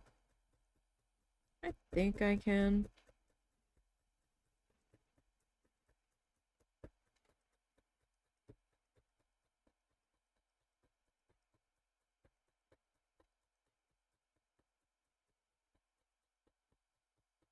I needed to fill something in on that side.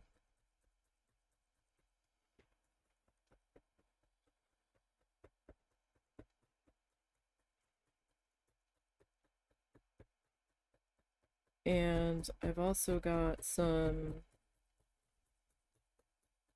gondola things I need to work in.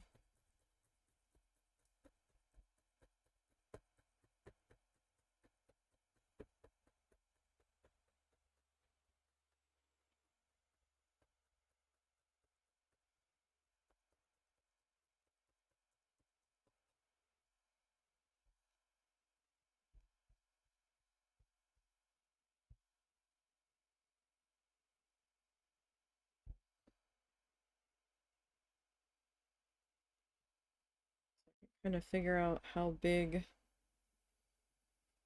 the building needs to be.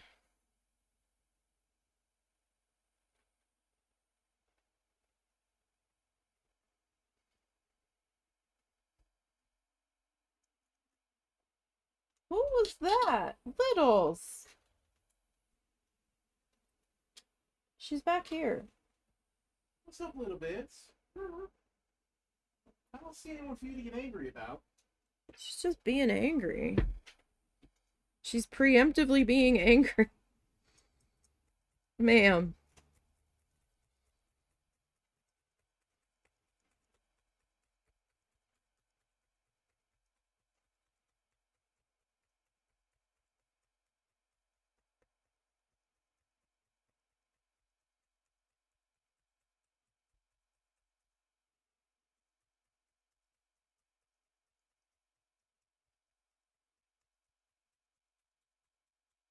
Dean just wants somebody to be his friend.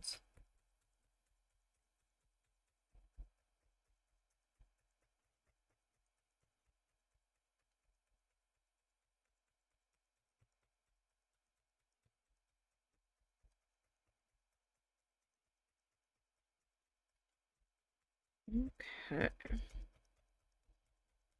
Getting there.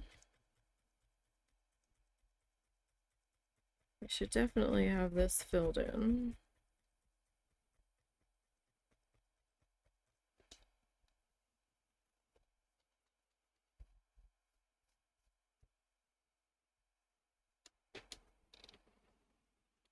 So we need a little bit more right there.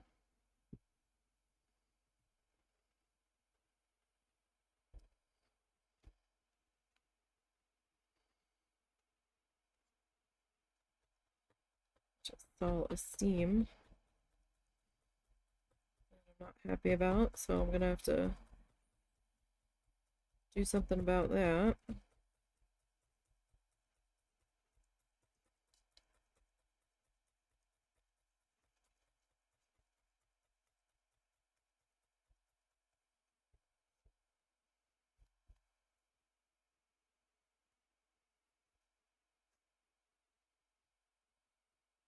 I think it's just in that one section. Hopefully.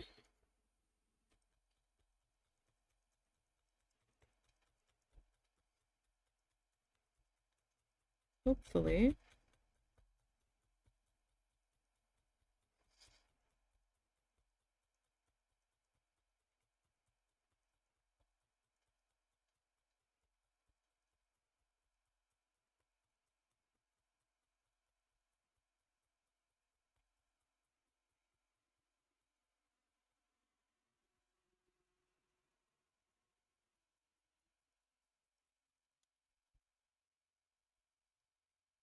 I still kind of want to do, or try to do, one of these where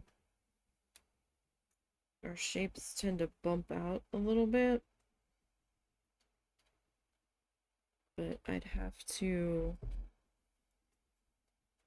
do that kind of carefully so I know where my frame edges are coming in.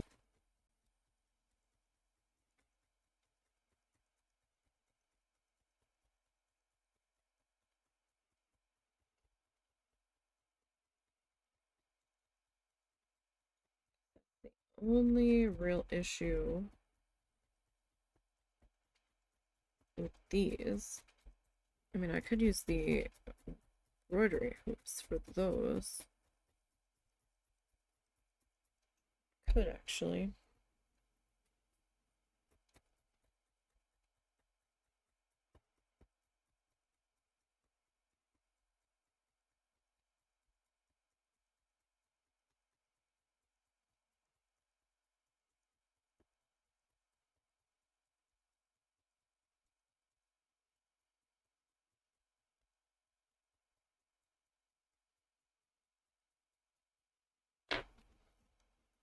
There.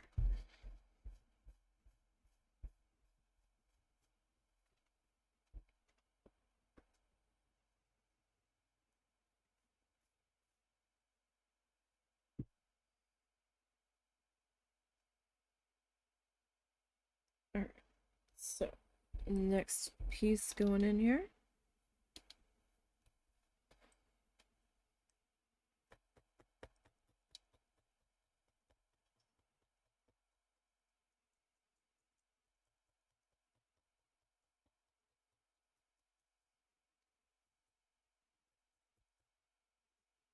So the bottom's a little bit thinner.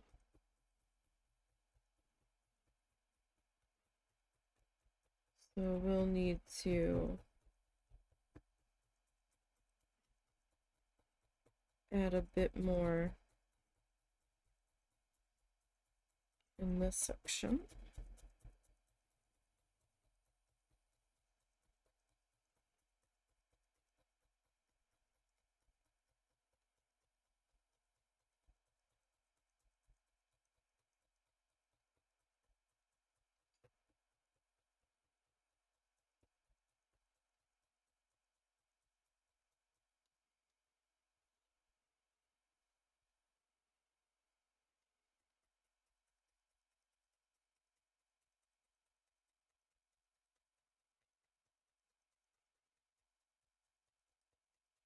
So yeah, we'll need a little bit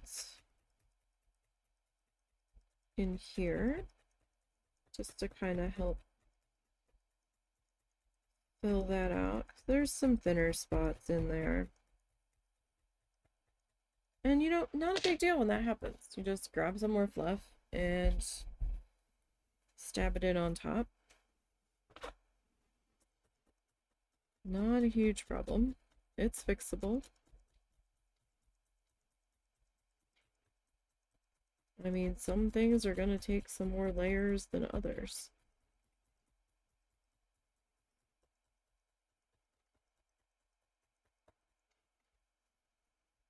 All about fussing with it till you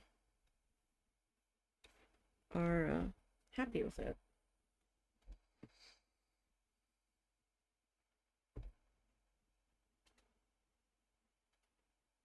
Did you remember to deal with Nancy's stuff?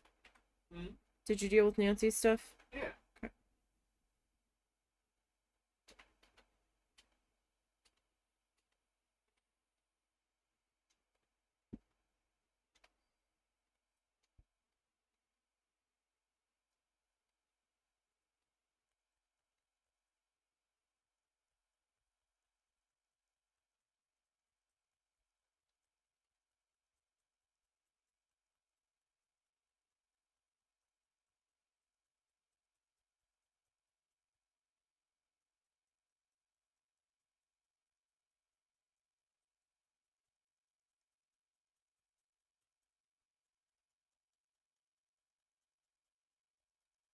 Okay.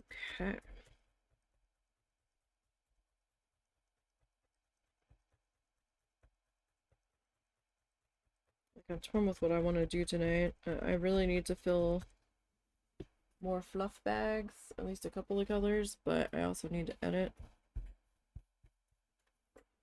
So we will see what happens. Did she need something or was she just being loud?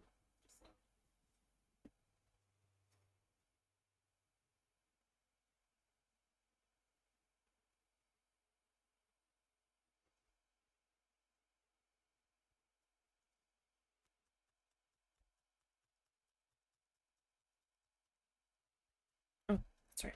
I'm gonna do something real quick. Just give me just a moment. Just a moment.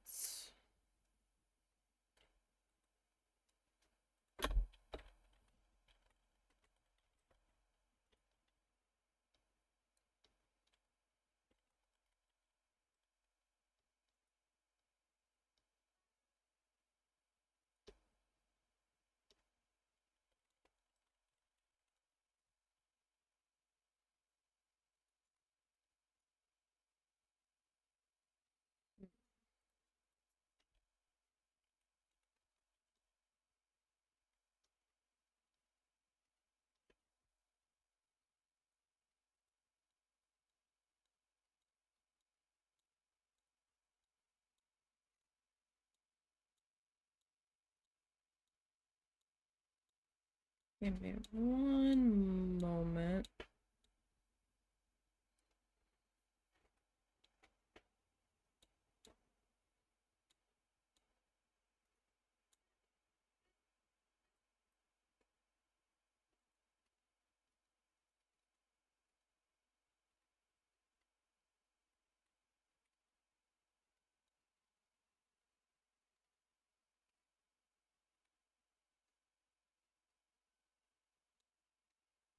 Oh my gosh. Where is this? Hold on one second. I'm trying to find something.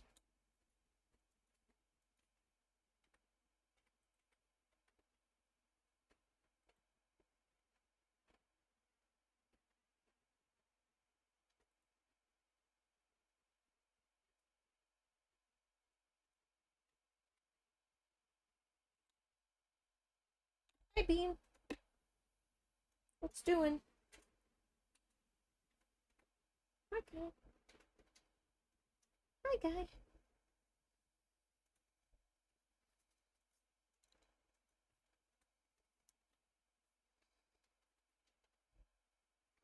Alright, back to what we were doing. Sorry. I was trying to change what I was listening to in my ears. That's my foot. No, no, no, no, no, no, no. No nails in my feet.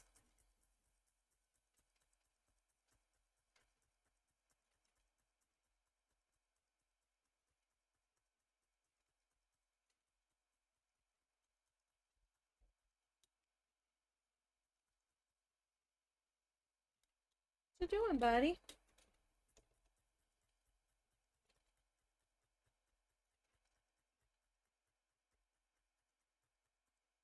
You look bored.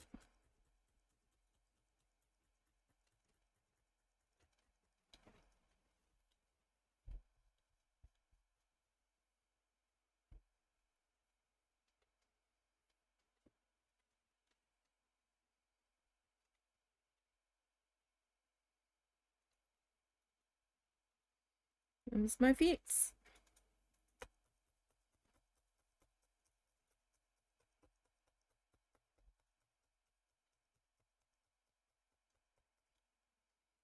It's my feet.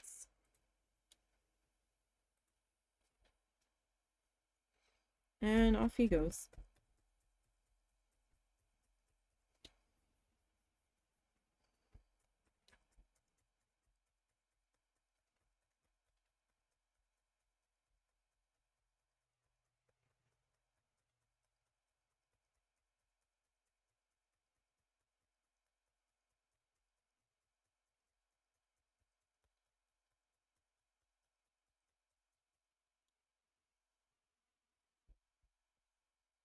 We're almost there on this color.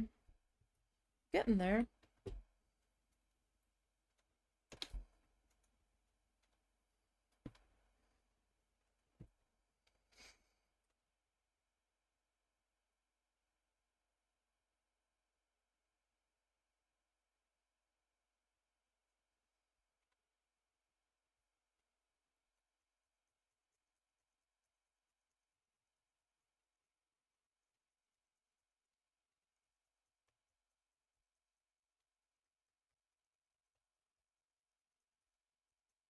Okay. So start to get this guy, and he's not going to fill this entire spot. We're going to need to put a little bit more in.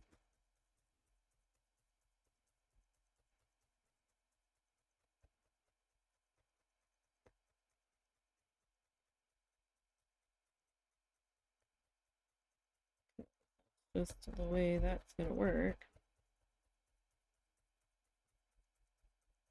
Now,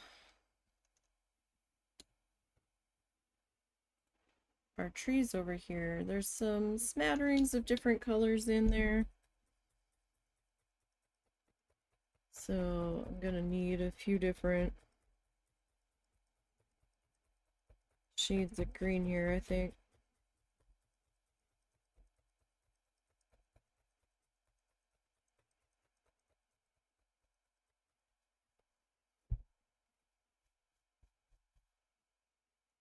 Yeah, so we need a little bit more in here.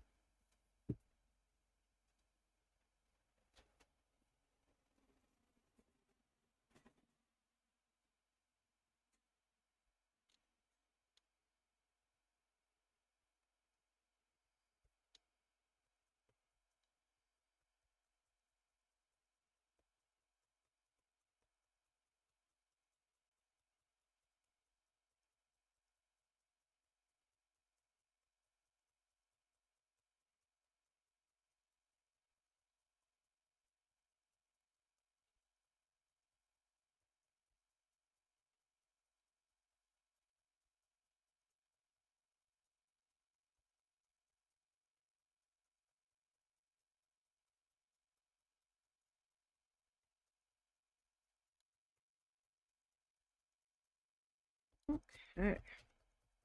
That filled in pretty good there, I think. I'll know better once I pop this guy up.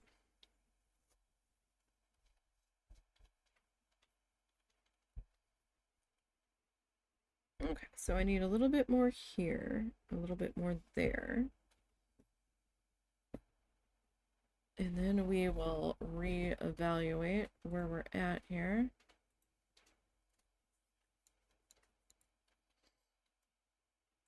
Okay.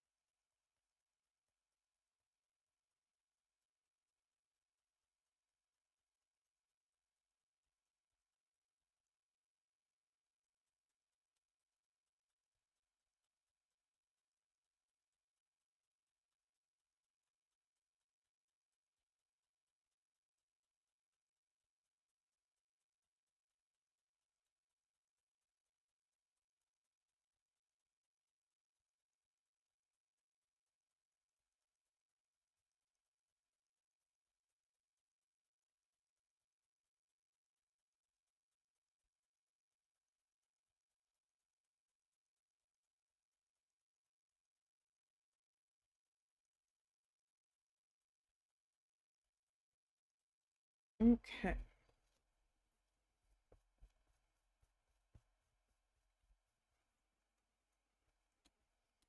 Alright, so I kind of missed that spot a little bit. It happens.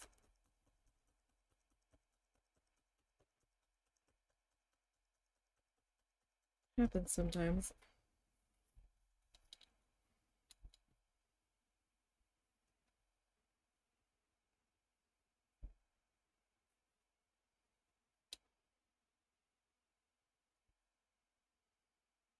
Or it could just be the shading of the fluff at the moment.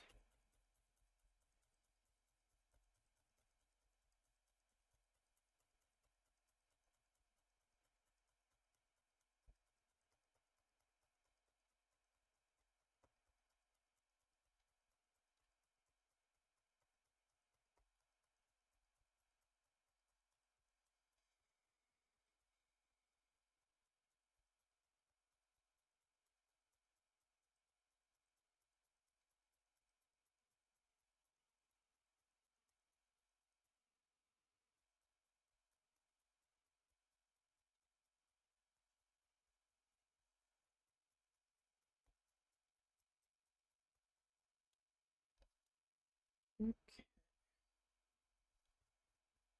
Brush that section down.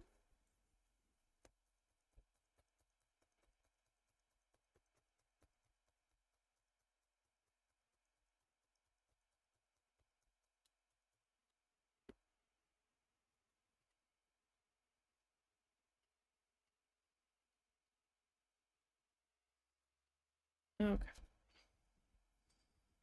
So let's work on filling in this remaining spot here.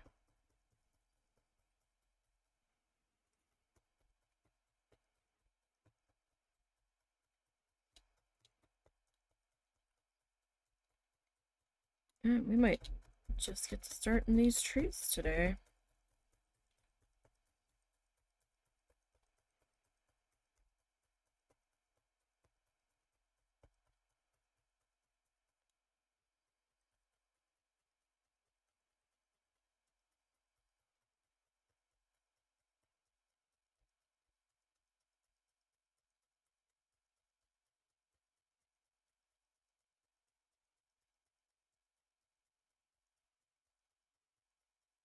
I think we need a little bit more in there. Yeah, like right in here.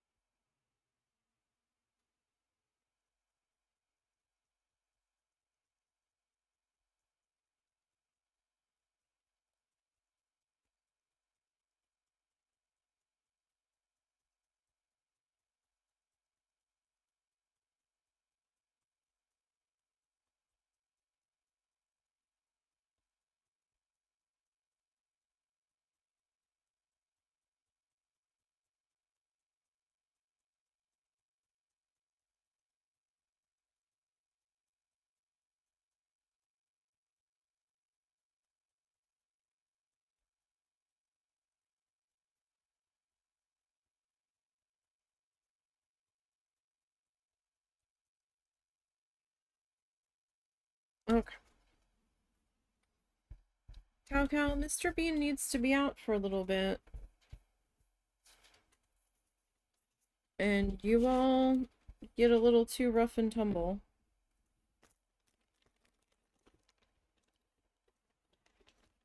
In fact, there's Mr. Bean right now. Hi, Mr. Bean.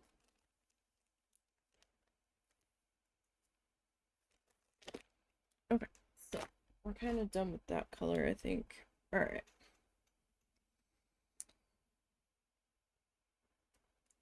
So,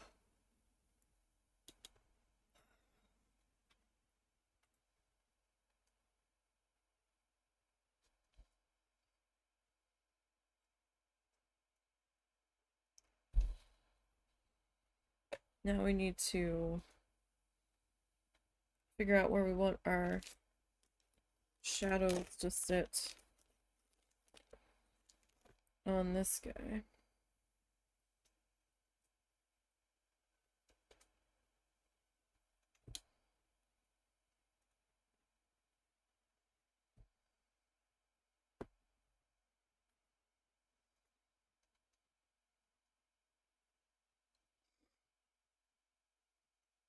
Alright, so let's see.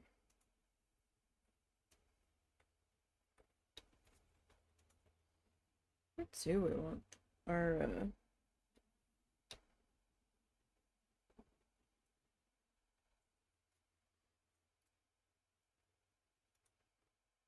maybe in here.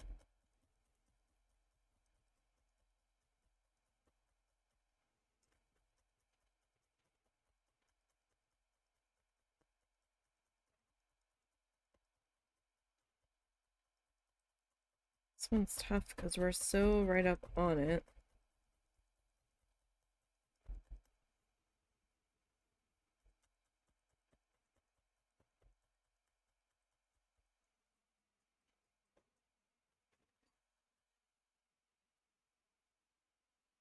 Littles. Littles. Little. Hey. You leave the baby alone. Little bits.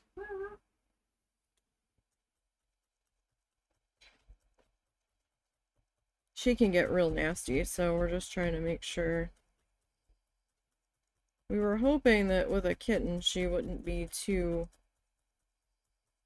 over the top, but that seems to be the only way she knows how to be.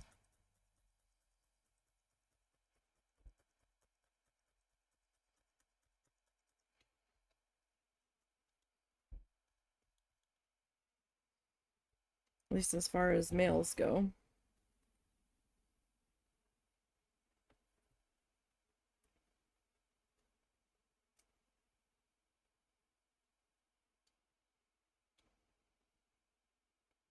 Alright, so I think we might take this one.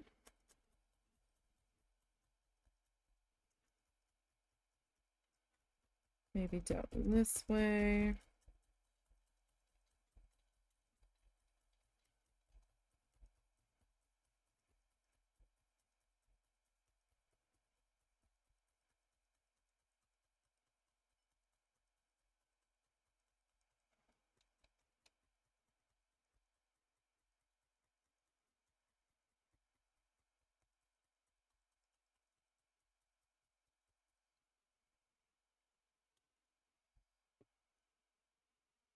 And let's see.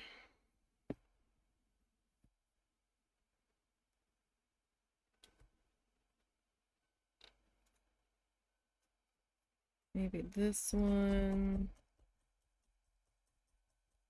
Kind of into here.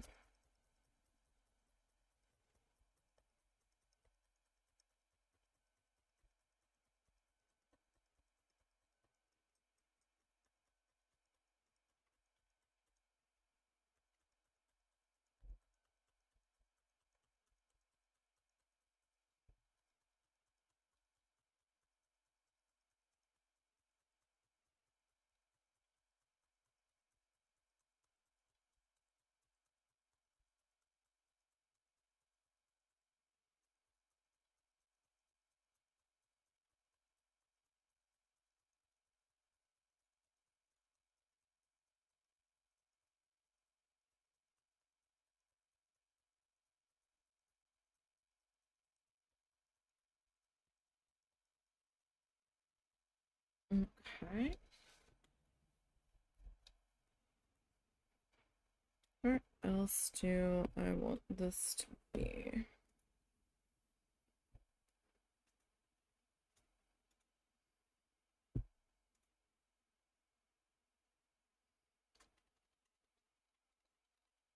Maybe I do another little crevicey guy.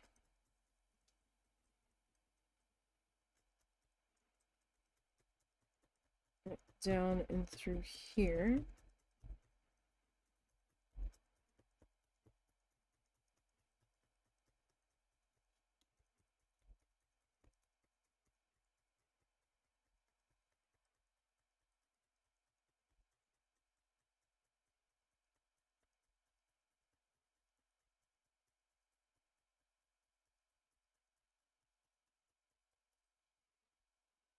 Okay.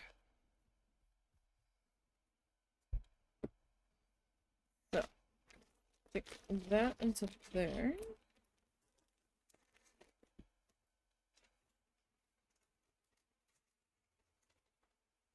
Because we still might have, like, some snowy bits here and there.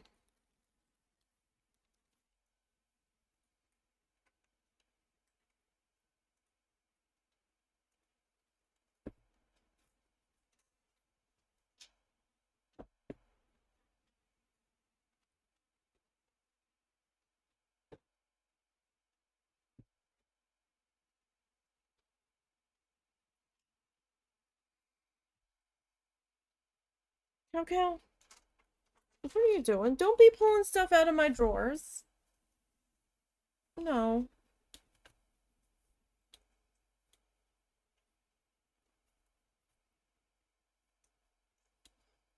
Alright.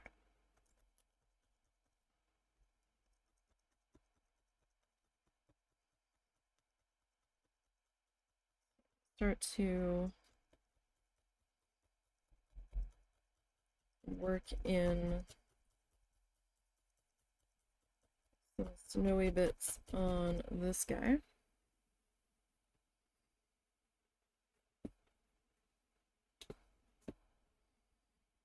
Let go.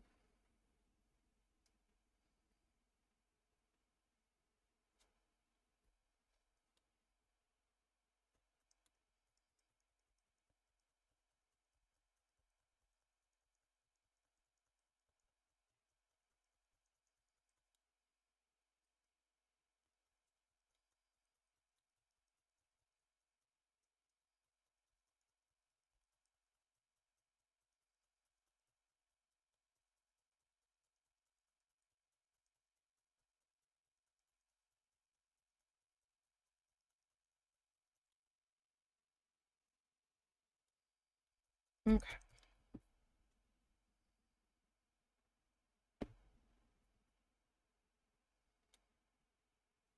Again, I'm just kind of slowly building this up.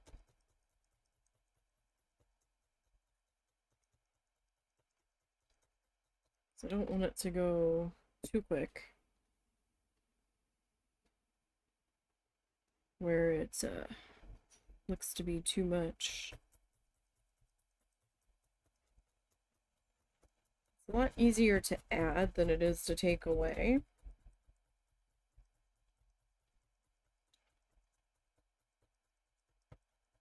I mean, it's possible to take away, but then you're gonna have to fix some stuff, and I just find it's easier to get there slowly.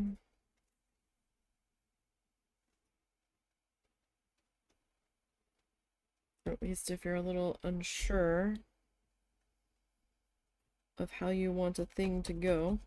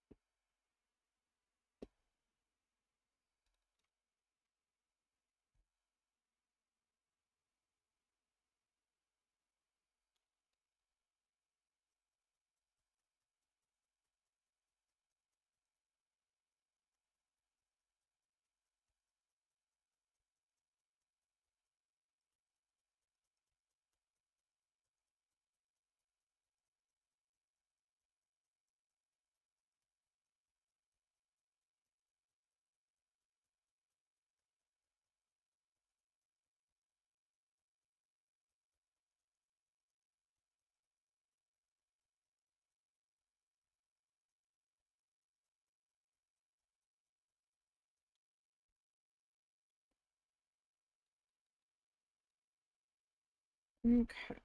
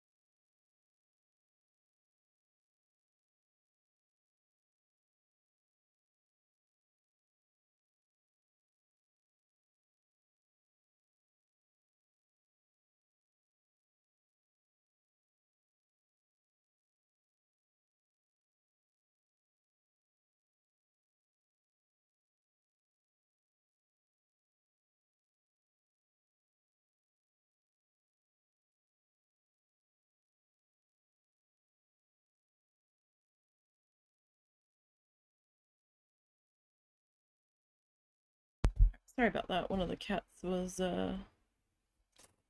having a hairball or something.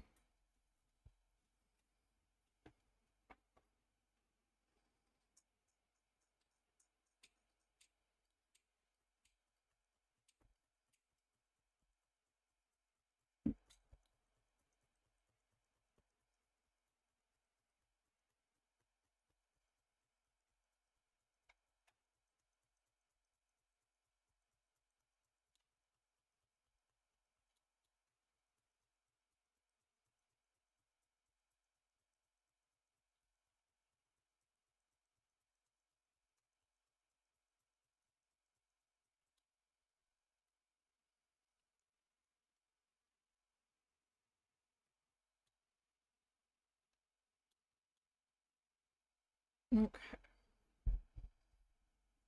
Get some more snow popped into here.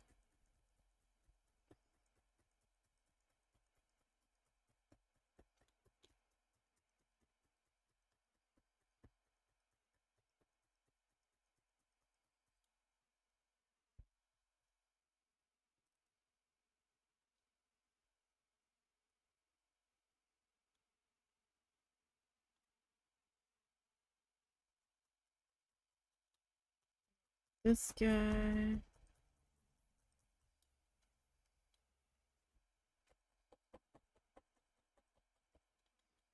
I think that's all of the white that I have pulled out.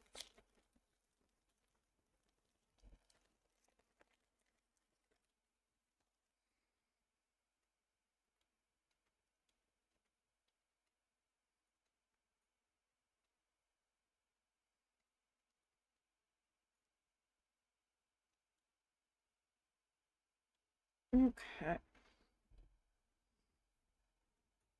I might start trees today. Have to see.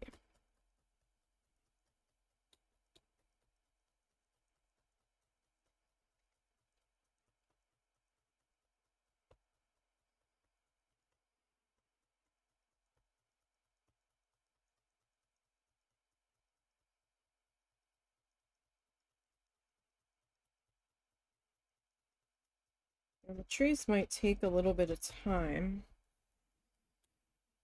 Though we don't have a large section to do of them, specifically. Like, we need to do some over here, but this whole section's gonna be trees. Um,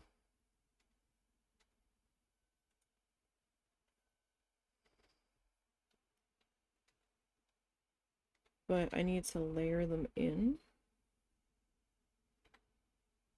Try to get it to look somewhat right.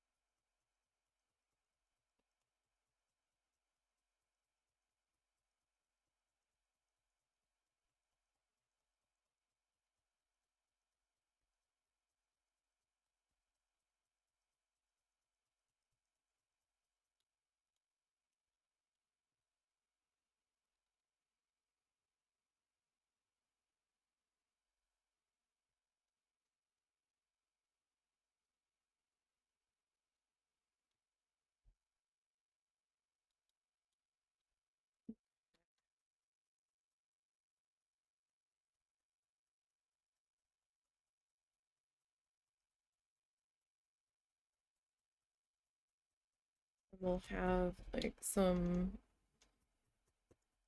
tree bits. What is it? Stand of trees, a grove of trees. Not really a grove, maybe a stand. A smattering.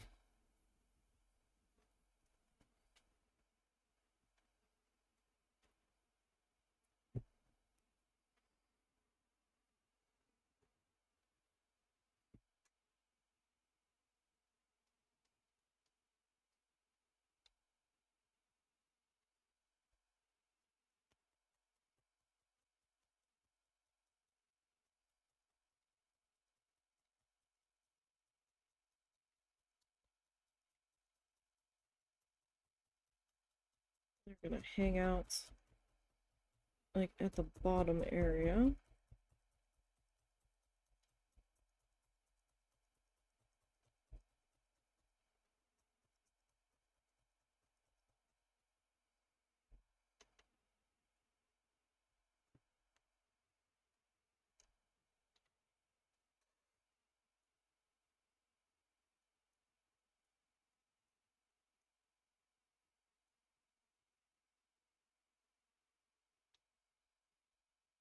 A little tiny knot decided to make its presence known here.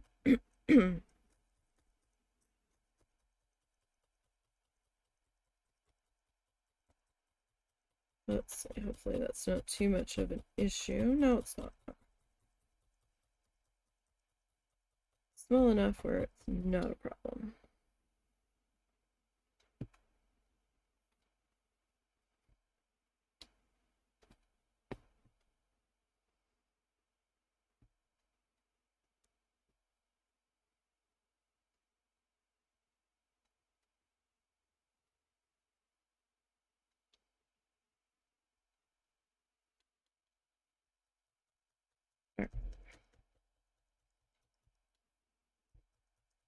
Got the fan on and little fuzzies I've been pulling apart here. Like I've got fuzzies stuck to my face now.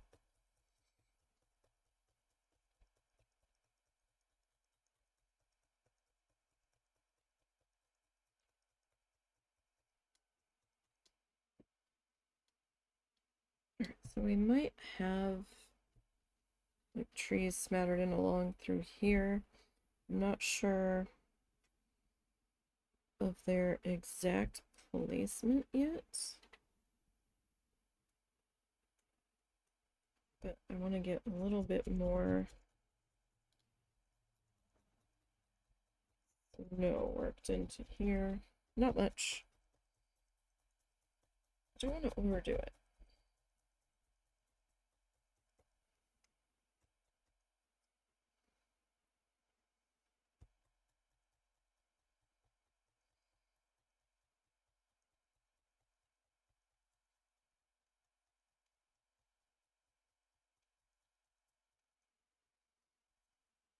Okay.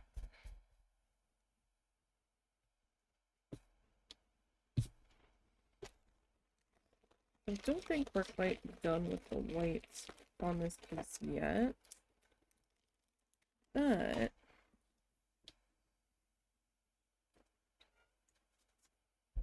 for the very moment, at least, I believe we are.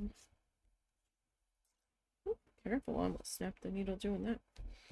Alright, let me stick that into there for safekeeping for the moment.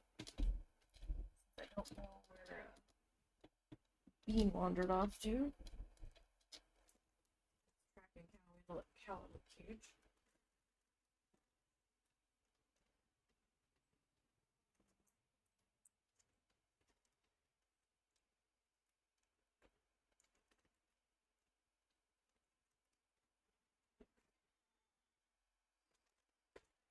And just get these colors.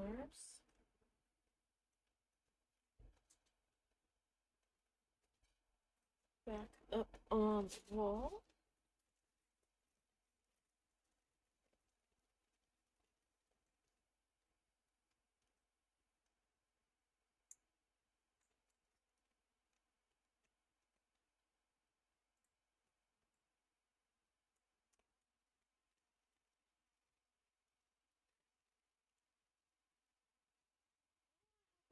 Back.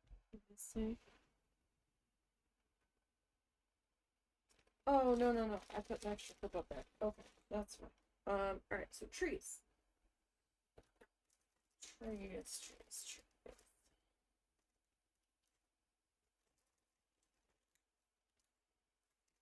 So, how about some hunter green in there?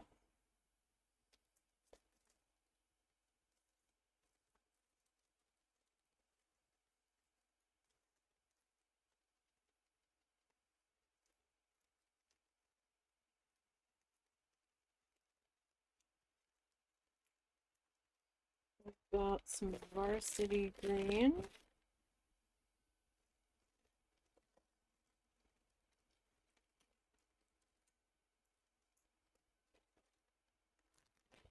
and maybe some forest green. Those seem like a good combo. Potentially. Potentially.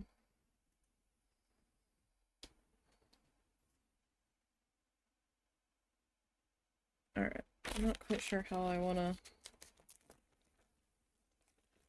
go about doing this.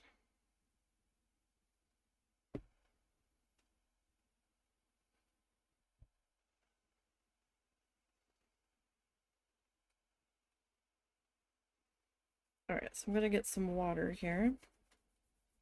Just a little bit, just a drop on my finger. And I'm gonna kind of work on our teardroppy shapes that we've used in the past. This might be a little big, but I suppose that we could like overlap the bottom.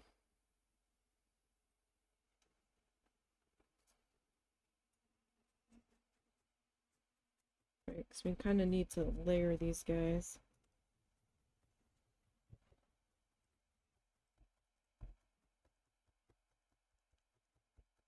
So that might not be quite so big after all.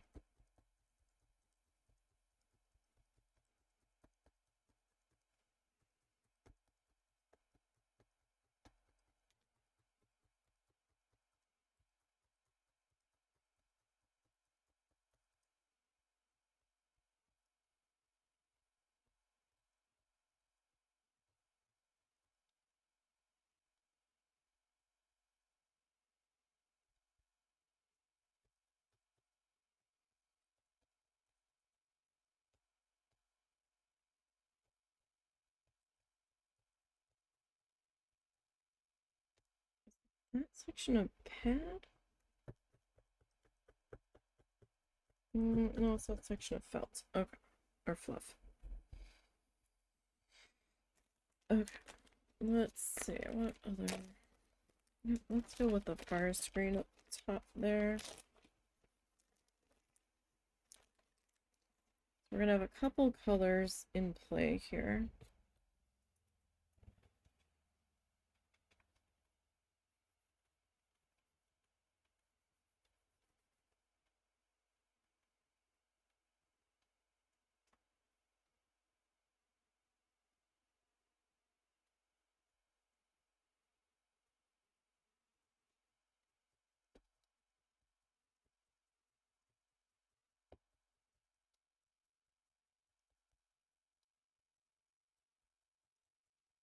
We're gonna work on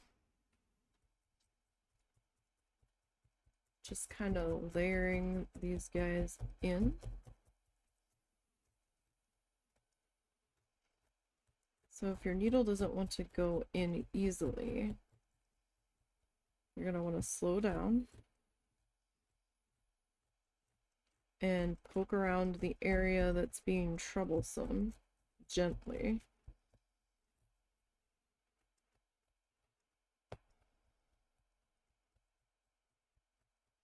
You don't snap your needle, and if it just won't go in that one spot, then just try to attach it around that spot.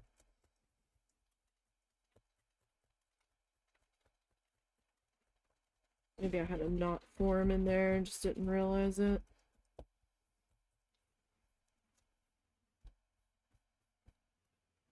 Possible. Okay. Going to grab our fluff for the next row.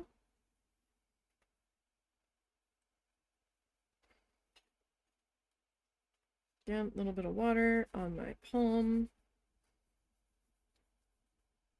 And I am going to just kind of make our little snaky shape.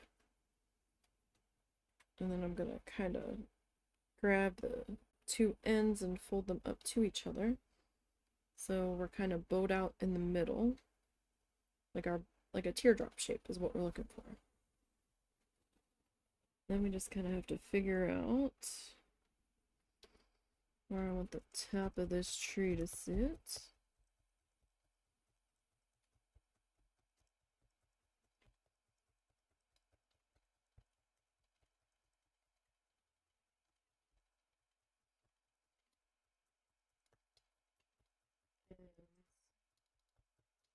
Gonna work this guy in here.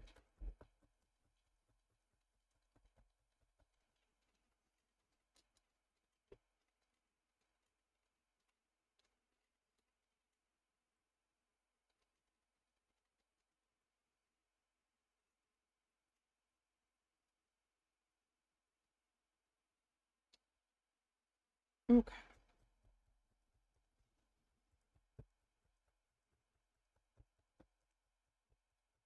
Remember, we're gonna have our frame over here on this side. So we don't want it too thick on this section to like bump the frame up off of it. We'll have a little bit of room to work with, but not a whole lot.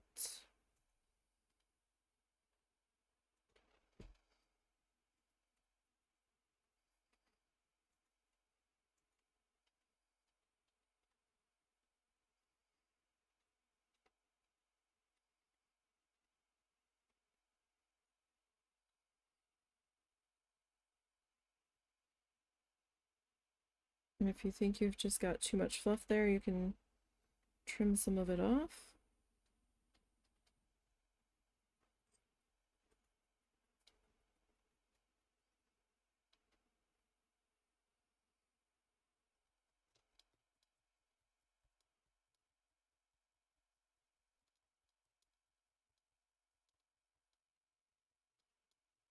It's just my little teardrop version of a pine tree.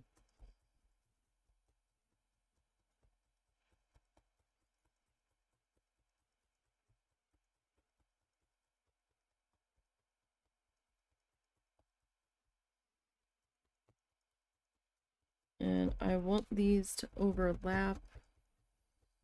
I don't want any gaps to be any issues here, since I don't have an under color going through here. If I did, it wouldn't be so much of an issue. But I don't, so I do need to be a little bit mindful of that. And then I kind of have to think about, well, what colors do I want where? So it's kind of just like smattered in. Like, I don't want to be too specific with a pattern.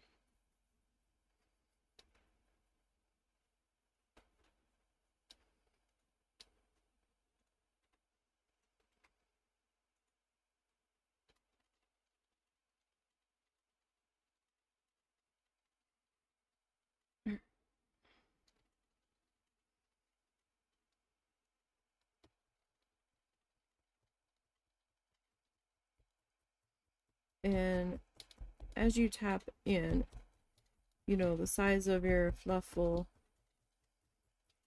shrink a little bit as you're pulling those fibers in.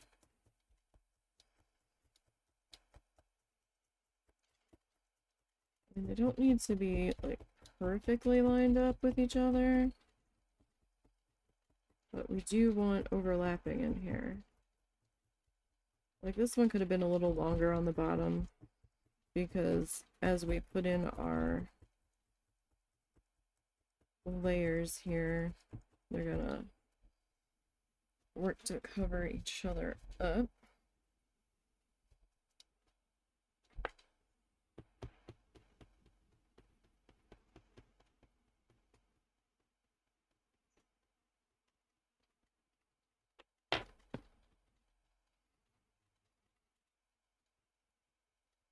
Now there's not as much of the real bright green in there. I mean, we can do what we want with it, really.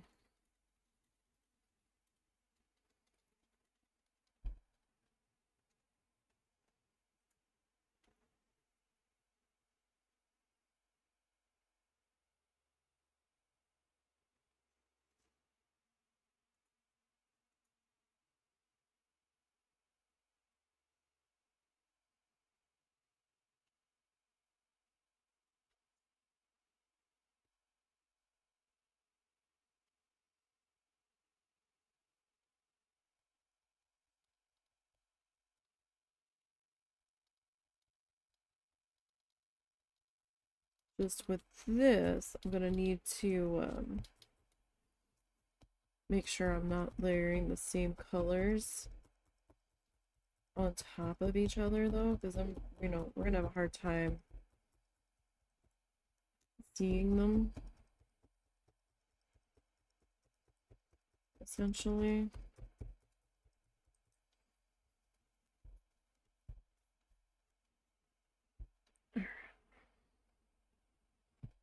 So I might have to add in a little bit more of this shade than I was planning on.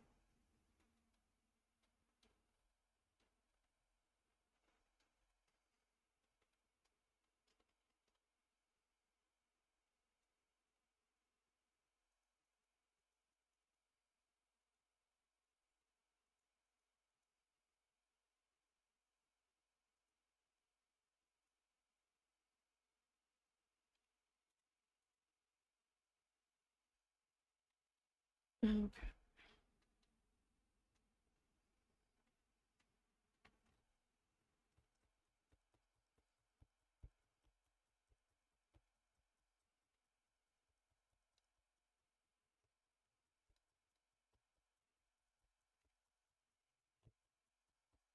Like, doesn't have to be completely perfectly shaped. Because real trees aren't all the same shape. They've got variations to them and whatnot.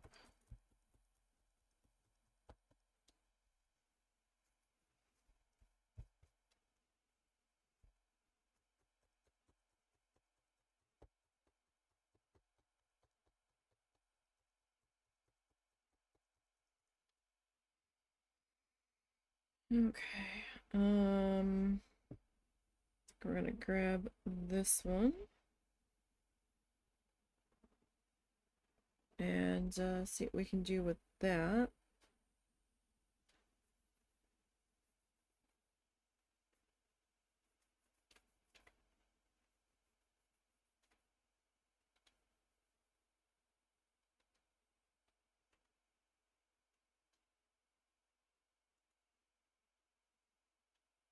That's a little big.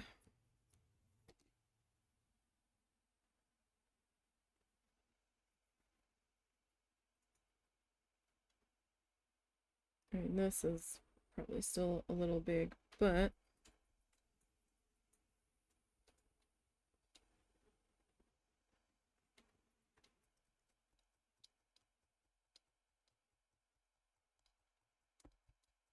see what we can do here.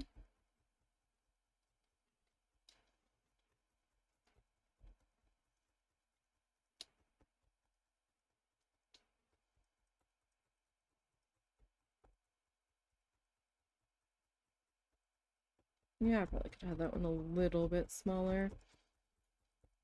But at least this way I know we had enough fluff in there that I don't have any weird like gaps or anything.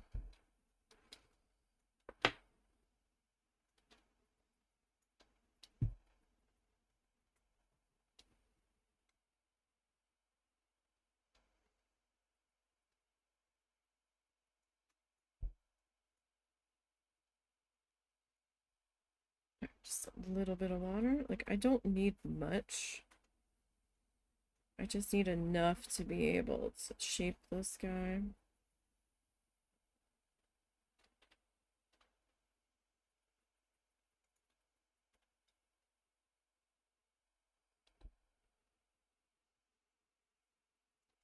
Alright. See what we can make happen here.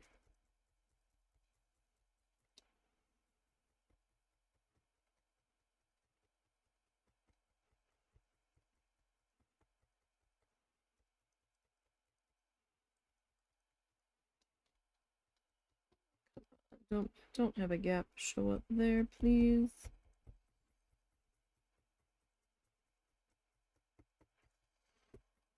This is why I usually put a background color in here.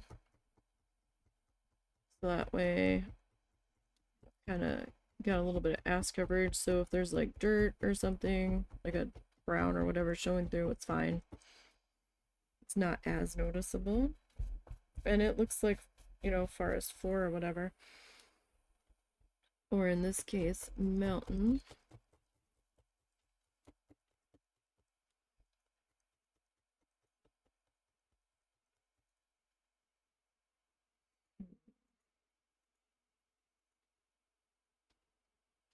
Now, do I want to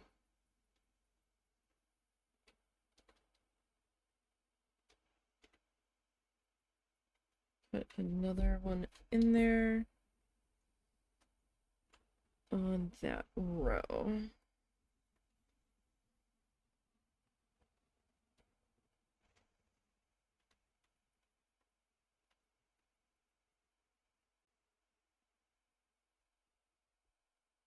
Maybe.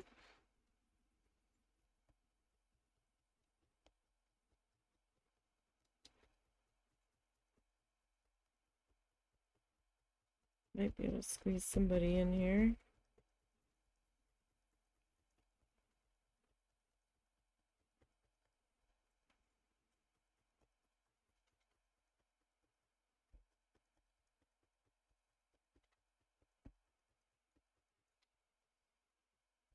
Okay.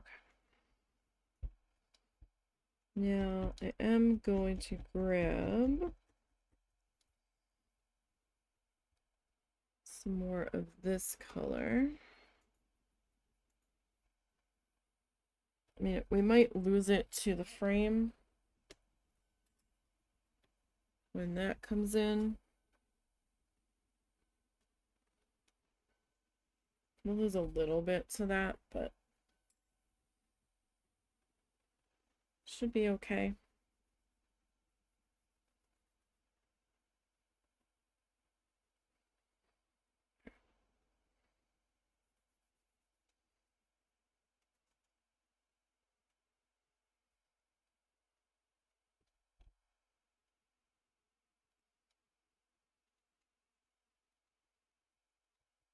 Now I'm just trying to make sure I'm not completely covering the tree in the row above it. I do need some of that tree visible. You okay? Yeah, no, cat just knocking shit over. Okay.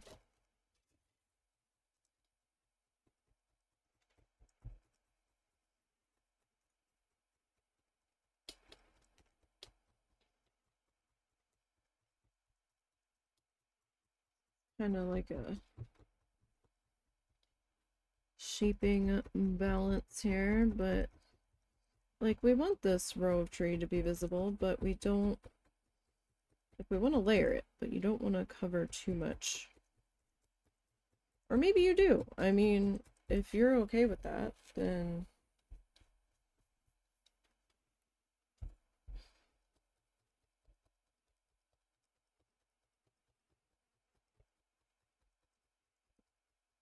as long as you're cool with that.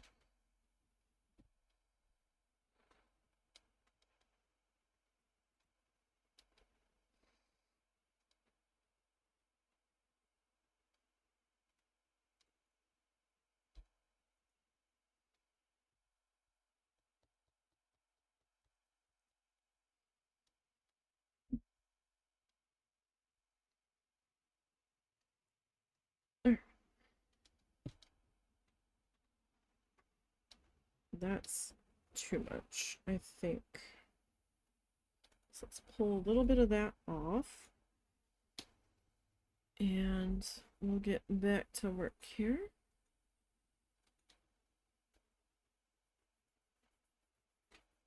Now you don't necessarily have to fold it over.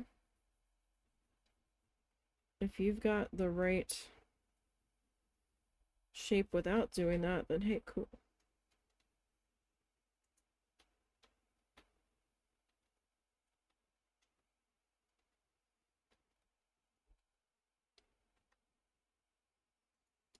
There. So pop in my next guy here. And you just want the bottom to kind of be somewhat even with the one next to it.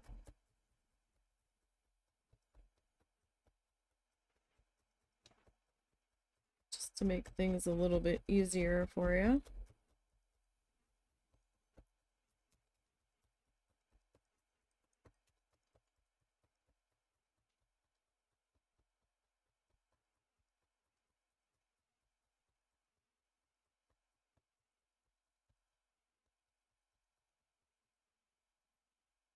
And I'm just gonna keep doing that on your way down.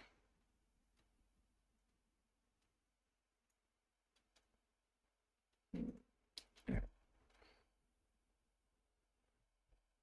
Sorry, I was trying to figure out what color I wanted to grab next here.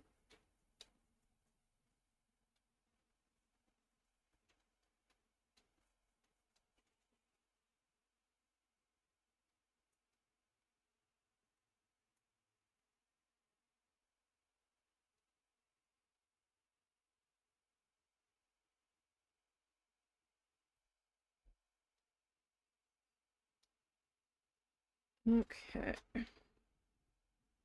And like, they don't all have to be the same height in each row.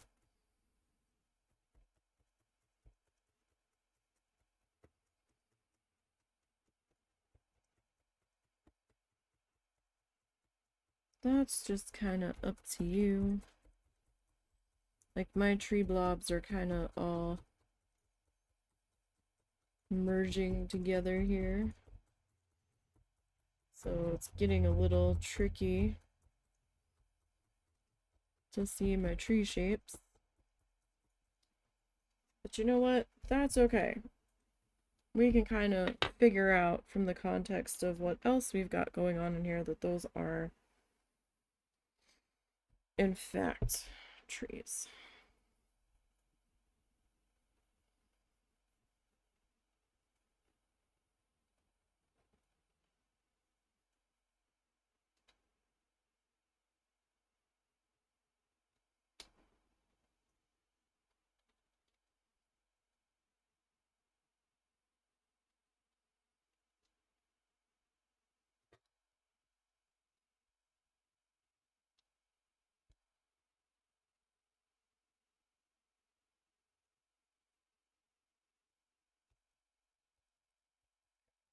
Next tree coming on in.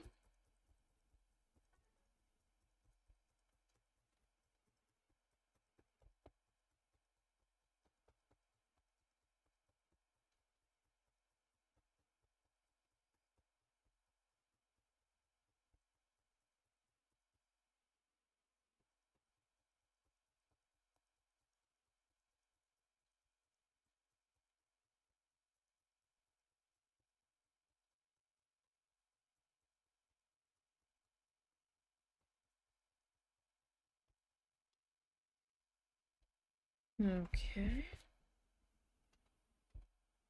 Ah, that one kind of ate up the other tree there, didn't it?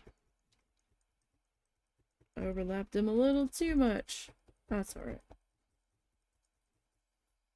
It's fine. Not a big problem.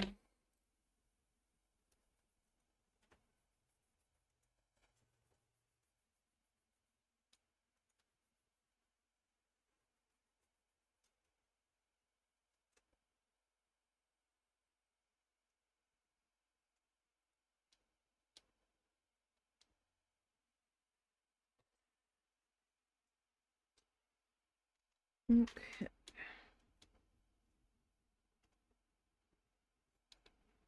So let's get this guy.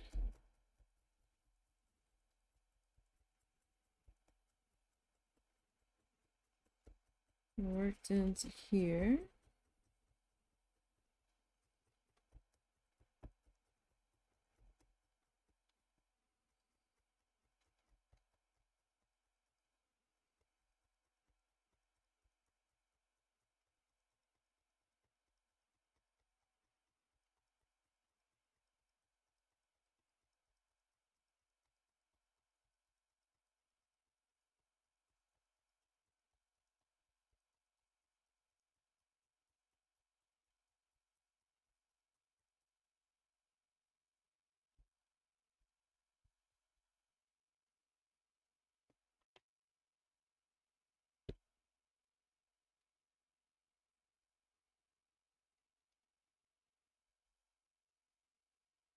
Get our next bit here.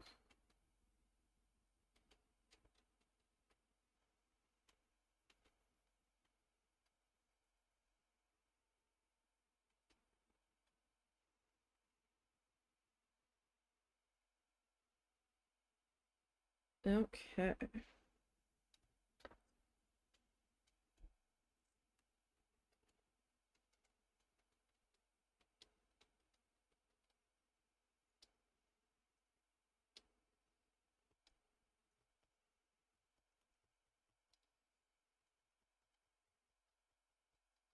And I just had to decision that one on into there.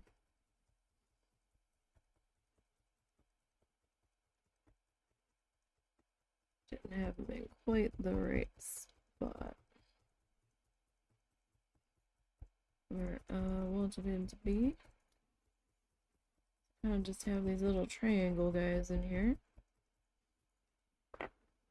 Don't think the camera's picking it up that well, so that's what we're dealing with.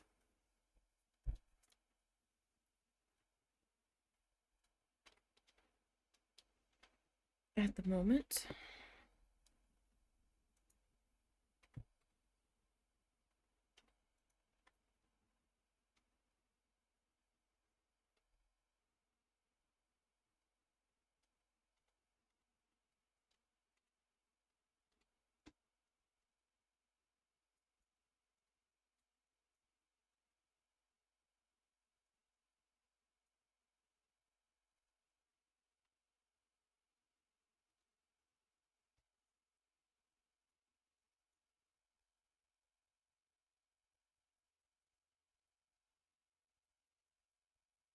Okay.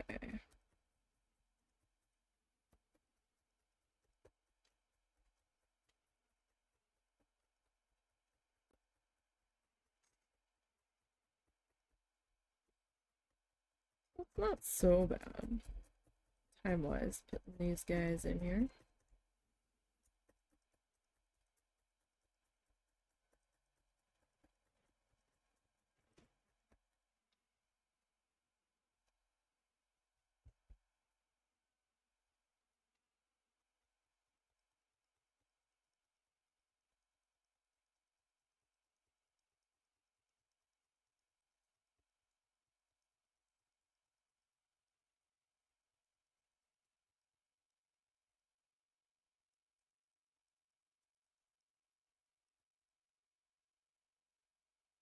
Alrighty, so let's see. I guess we'll go with this color next. Right now, this is like the hardest decision we have to make at the moment. It's figuring out how we want to work these guys into place here.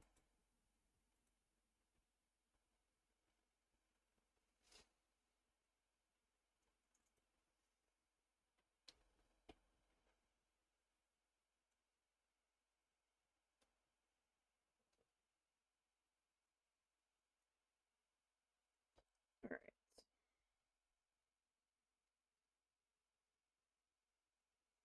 Next guy coming on in.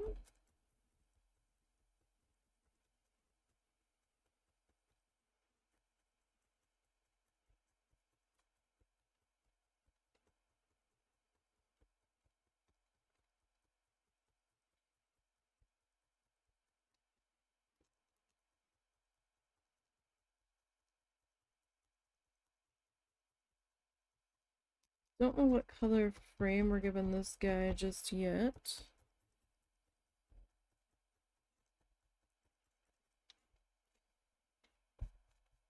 We might still just stick with our classic brown shade.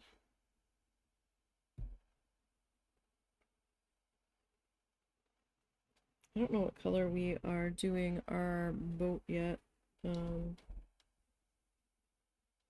I've got a couple of shades of brown. So boat color might be slightly different. Or will be slightly different than what's in the photo.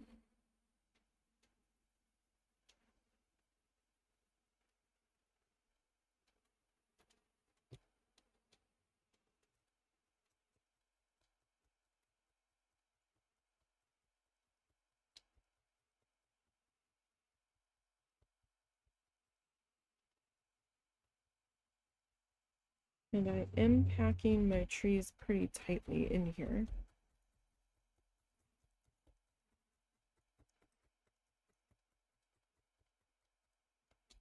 Because of that,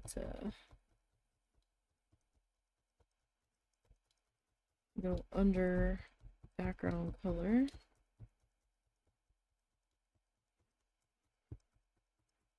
Kind of kicking myself for not doing that, but I didn't even really think about it.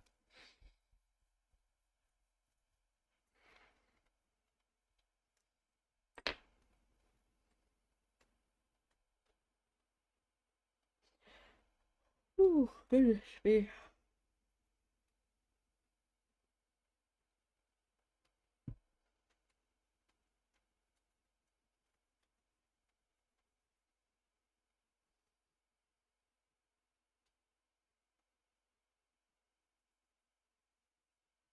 Okay. Next guy.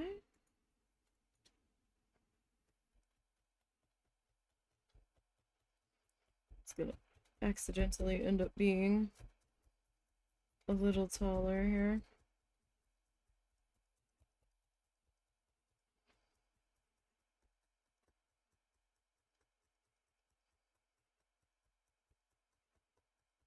But you know what? That's okay.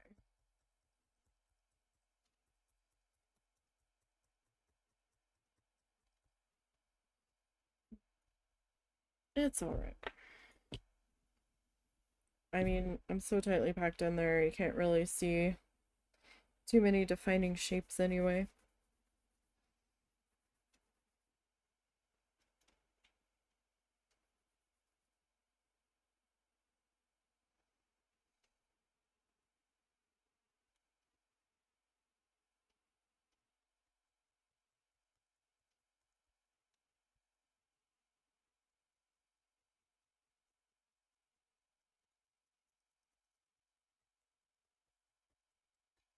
Okay. This guy.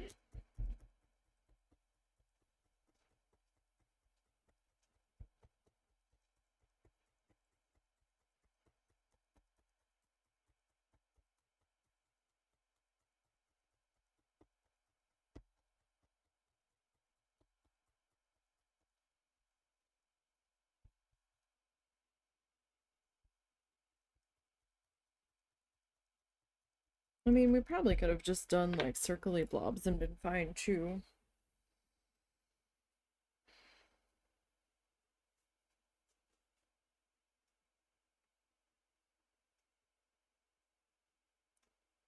I think we might stop there today. I know it's a little early, but my joints are aching something awful today, so it's getting harder to sit here this long.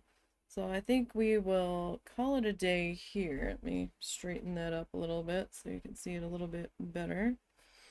So we're not doing too bad. We're not doing too bad. We finished up this guy, got him shadowed and highlighted. We got this guy in shadowed and highlighted. And we are working on our trees over here. I know it's not quite the same as the reference photo, but it's not so bad. It's not that badly off yet. So hopefully next week on this guy we'll be able to finish popping in our trees over here, and then we need some trees over here. Looking at the photo, and I might take like some like a cream color to kind of give it like a sandy, snowy area underneath of it. Or I could just go with brown, just a darker brown. And just for a little bit of ground underneath of it.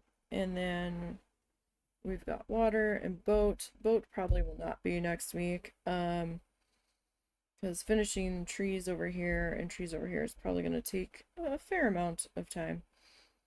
But, you know, we'll see how things go next week. We might at least start the water by next week, maybe. But yeah, we'll see how things go. I would at least like to get the boat started, maybe. But we'll see how things go. So thank you guys for popping in and checking things out today. I do appreciate that. Don't forget to follow the link to all of the things down below. We've got links to the Patreon. We've got links to the Ko-fi, which is like Patreon. Link to Blue Sky, because I am there now. I'm no longer on X Twitter. And there's a link to the YouTube channel. Don't forget to like and subscribe over there. It is free to do those things, and that would help me out quite a bit. And there is a link to the eBay store. I haven't dismantled the eBay store yet. I might post what I have available over winter until I do another farmer's market. We'll see though. We'll see what winter brings. And I will see everybody tomorrow for Planet Zoo. And hopefully you enjoy the rest of your evening. So until next time, everybody, have a good one.